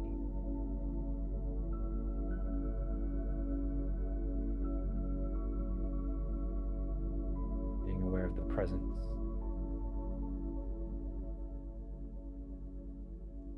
Just allow the body to slowly come back to balance.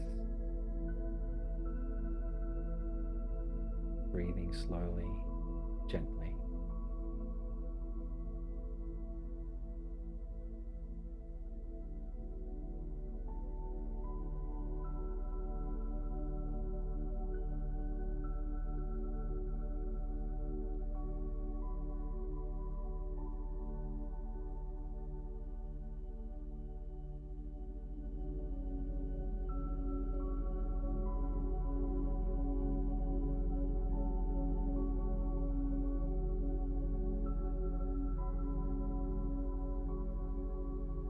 Now starting to awaken your mind,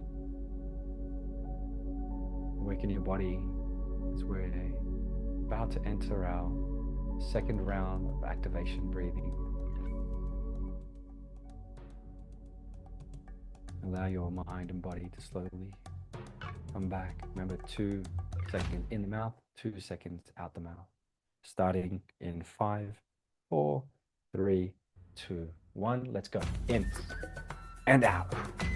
In, out. In, out. In, down to the diaphragm and out. In, down to the diaphragm and out. In, all the way down and out.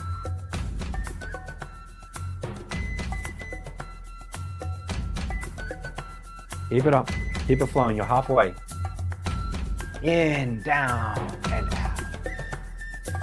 Dance that dance. Let the music take you. In and out. Breathe. You've got this.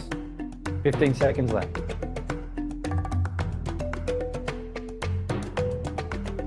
You need to move, move. Let this flow through the body. Let's go. 5 seconds. And in 5, 4, 3, 2, 1. Take a deep breath in through the nose. A deep breath in through the nose. Push that breath down to the diaphragm, all the way down. And breathe out, entering your breath hold. All the way out and hold. All the way out and hold. Hold. There's no air needed. Hold. You're nearly there. Hold. You've got this. Hold. 10 seconds left. Hold. And in 5, 4, 3, 2, 1. Take a recovery breath in through the nose. A recovery breath all the way in. Push that breath down to the diaphragm. And breathe out through the mouth. Slowly breathing in the nose and either out the mouth or out the nose. Feel what you feel. Experience what you experience. Be aware of the sensations and the vibrations through the body. Where we activate change, activate expansion, activate presence.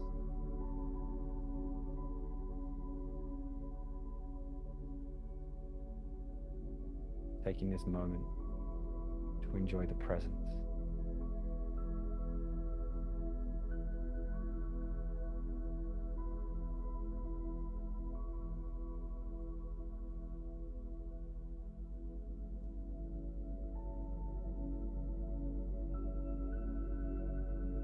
Feeling the calm set in. And now, slowly start to awaken your mind again, awaken your body as we go through our third and final round. Remember, breathe in the mouth for 2, out the mouth for 2. Know your limit, know your boundary. This is your final round. Starting our third round in 5, 4, 3, 2, 1. Let's go. In and out. In, out. In, out. In, all the way down and out. In, down to the diaphragm and out. In, down to the diaphragm and out. Let it flow in and out. Keep it up, keep it going. In and out.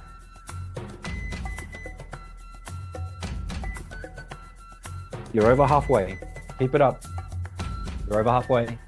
Keep it flowing in the mouth and out. In the mouth and out. Keep it going. 15 seconds left. You've got this.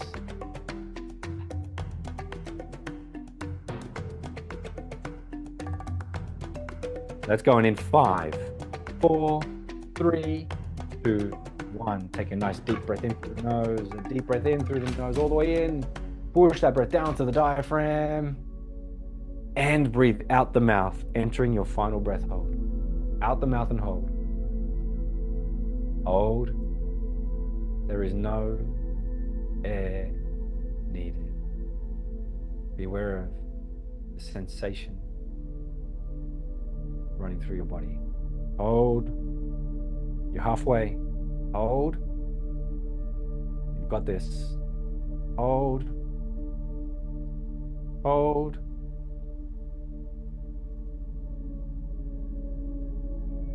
And in 5, 4, 3, 2, 1. Take a recovery breath in through the nose, a deep breath in through the nose, all the way in.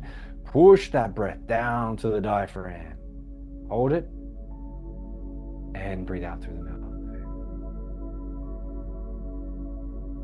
Slowly breathe for the next few moments at your own pace. Feeling the feeling, sensations, the vibration in and around your body.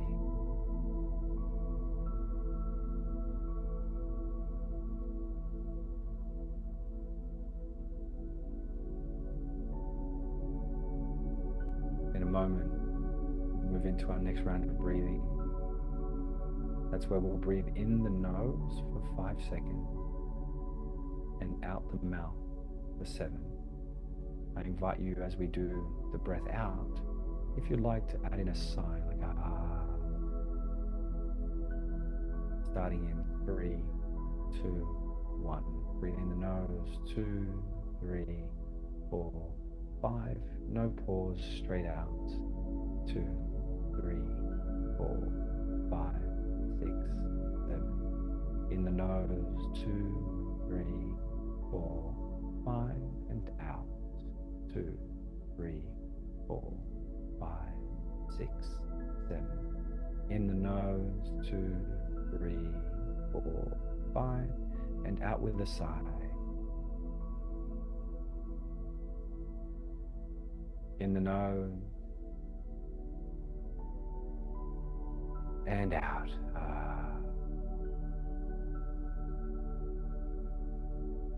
In the nose and out.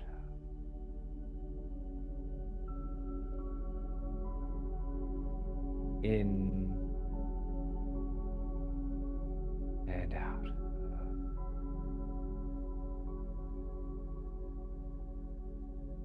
In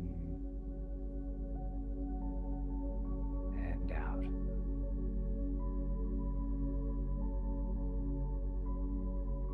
In, continuing now at your own pace. In for 5 and out for 7. Allowing that vibration to relax your mind, relax your body, your shoulders.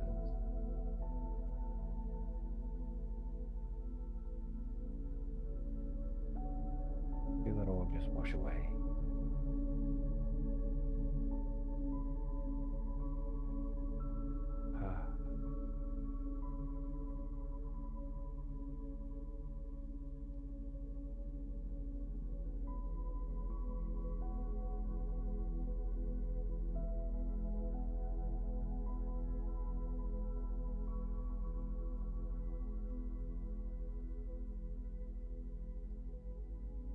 And now just breathe naturally in the nose and out the mouth for just a few moments. Find your own rhythm, your own pace.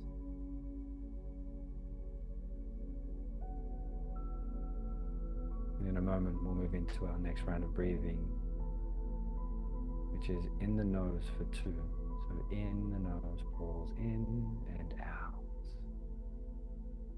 Starting in 3, 2, 1. Breathe in, pause, in and out slowly. In, pause, in and out slowly. In the nose, pause, in and out. In the nose, pause, in and out.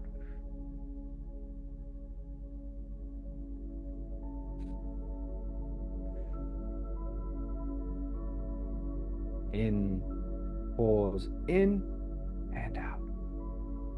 Continue that flow.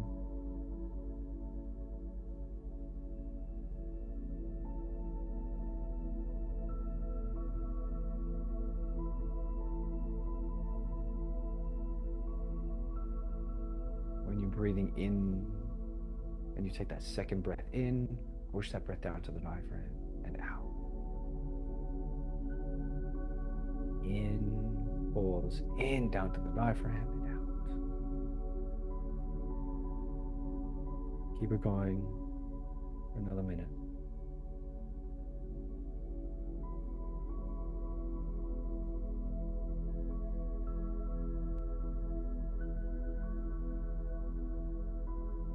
Push those breaths down to the diaphragm.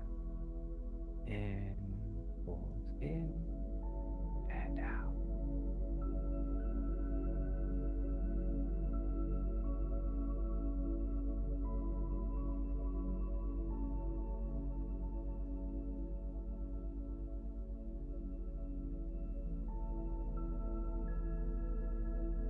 now just slowly breathe naturally, gently at your own pace, in the nose, softly, and out the nose. Soft breaths in and out.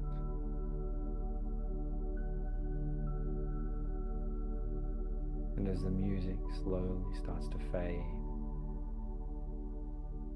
I invite you to bring forth in your mind's eye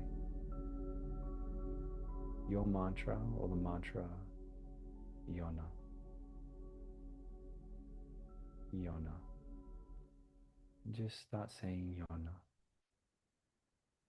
at your own pace. If thoughts arise, it's totally normal. There's no judgment. Just be aware that there's a thought. Then bring your attention back to the word, your mantra, or Yona. Yona. We'll go for about 15 minutes. So take your time, allow your mind to switch off and your body to take over. I've got you. I'll see you on the other side. I'll let you know when we move on. Yona. Yona.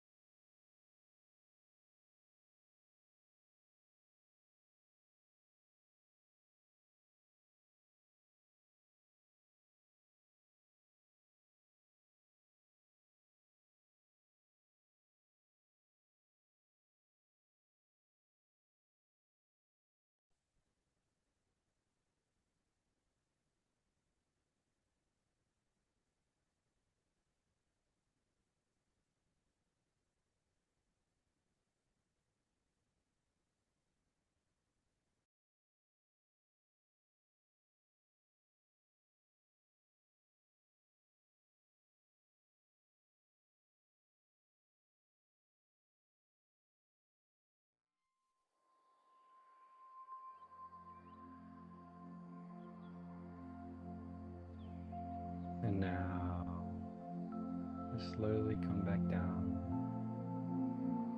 into this moment, being aware of your mind, being aware of your body, being aware of how you feel, being aware of that scale of 1 to 10, where your mind is at now,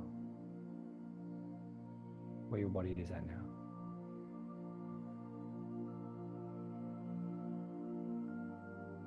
Take a moment, breathe slowly, gently.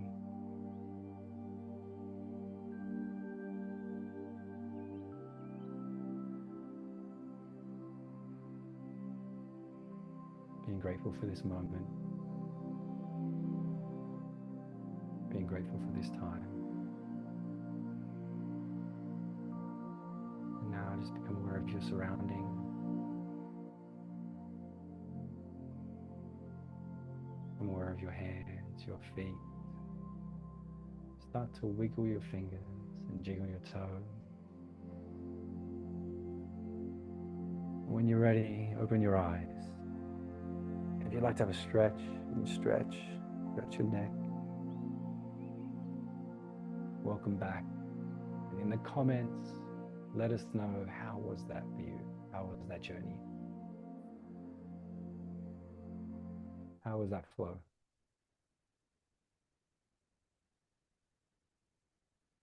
And also in the chat, in the comment, relaxed, beautiful. Also, pop in, where did you start? So in one comment, what number did you start with, which you put in before? And where are you now? So whatever number, hyphen, and then where you are now. So sleepy. So from a 5 to a 1, nice, 6 to a 3, beautiful. 4 to a 1, 4 to a 2, 5 to a 1. Wow. Wow. So this is the power of breath, right? Especially breath and transcendence. The power of breath and transcendence is you get to give people real life, real time transformation experience. Does that make sense? That's not many things on the planet can do that quickly, especially for groups. And if you do, and I invite you to eventually start working with groups as quick as possible, because groups are the quickest way you can build out what you do. Very relaxed, nearly fell asleep. Wow, Michelle, beautiful. 7 to a 1, Shannon, wow. And I will say for those who enjoyed that, if you do want to get certified in the transformational work, the advanced practitioner, the advanced breath work, please just type advanced. Happy to have a chat. And also, if anybody would like to just get initiated into the transcendence, so learn the full transcendence model, the full transcendence method, so you can use it yourself, just type initiate or initiation in the chat. Pop that in the comment, and next time we run a live initiation session, or next time we run an initiation session, we'll definitely send you it. So type initiation, nice, in the comments.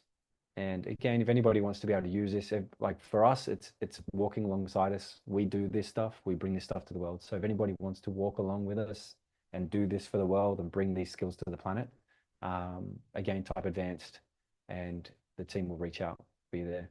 Nice, awesome, seeing them come through. Perfect. So when we look at breath, right? And the question is, what can I charge for doing breath work? What can I charge for breath?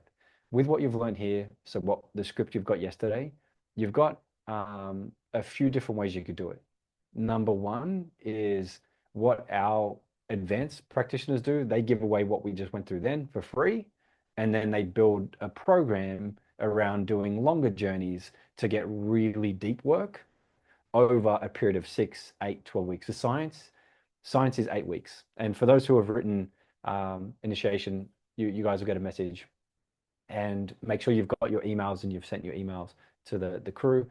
Also, for those who have got advanced, make sure you've sent your emails as well to the care team in here. That way they can follow that up.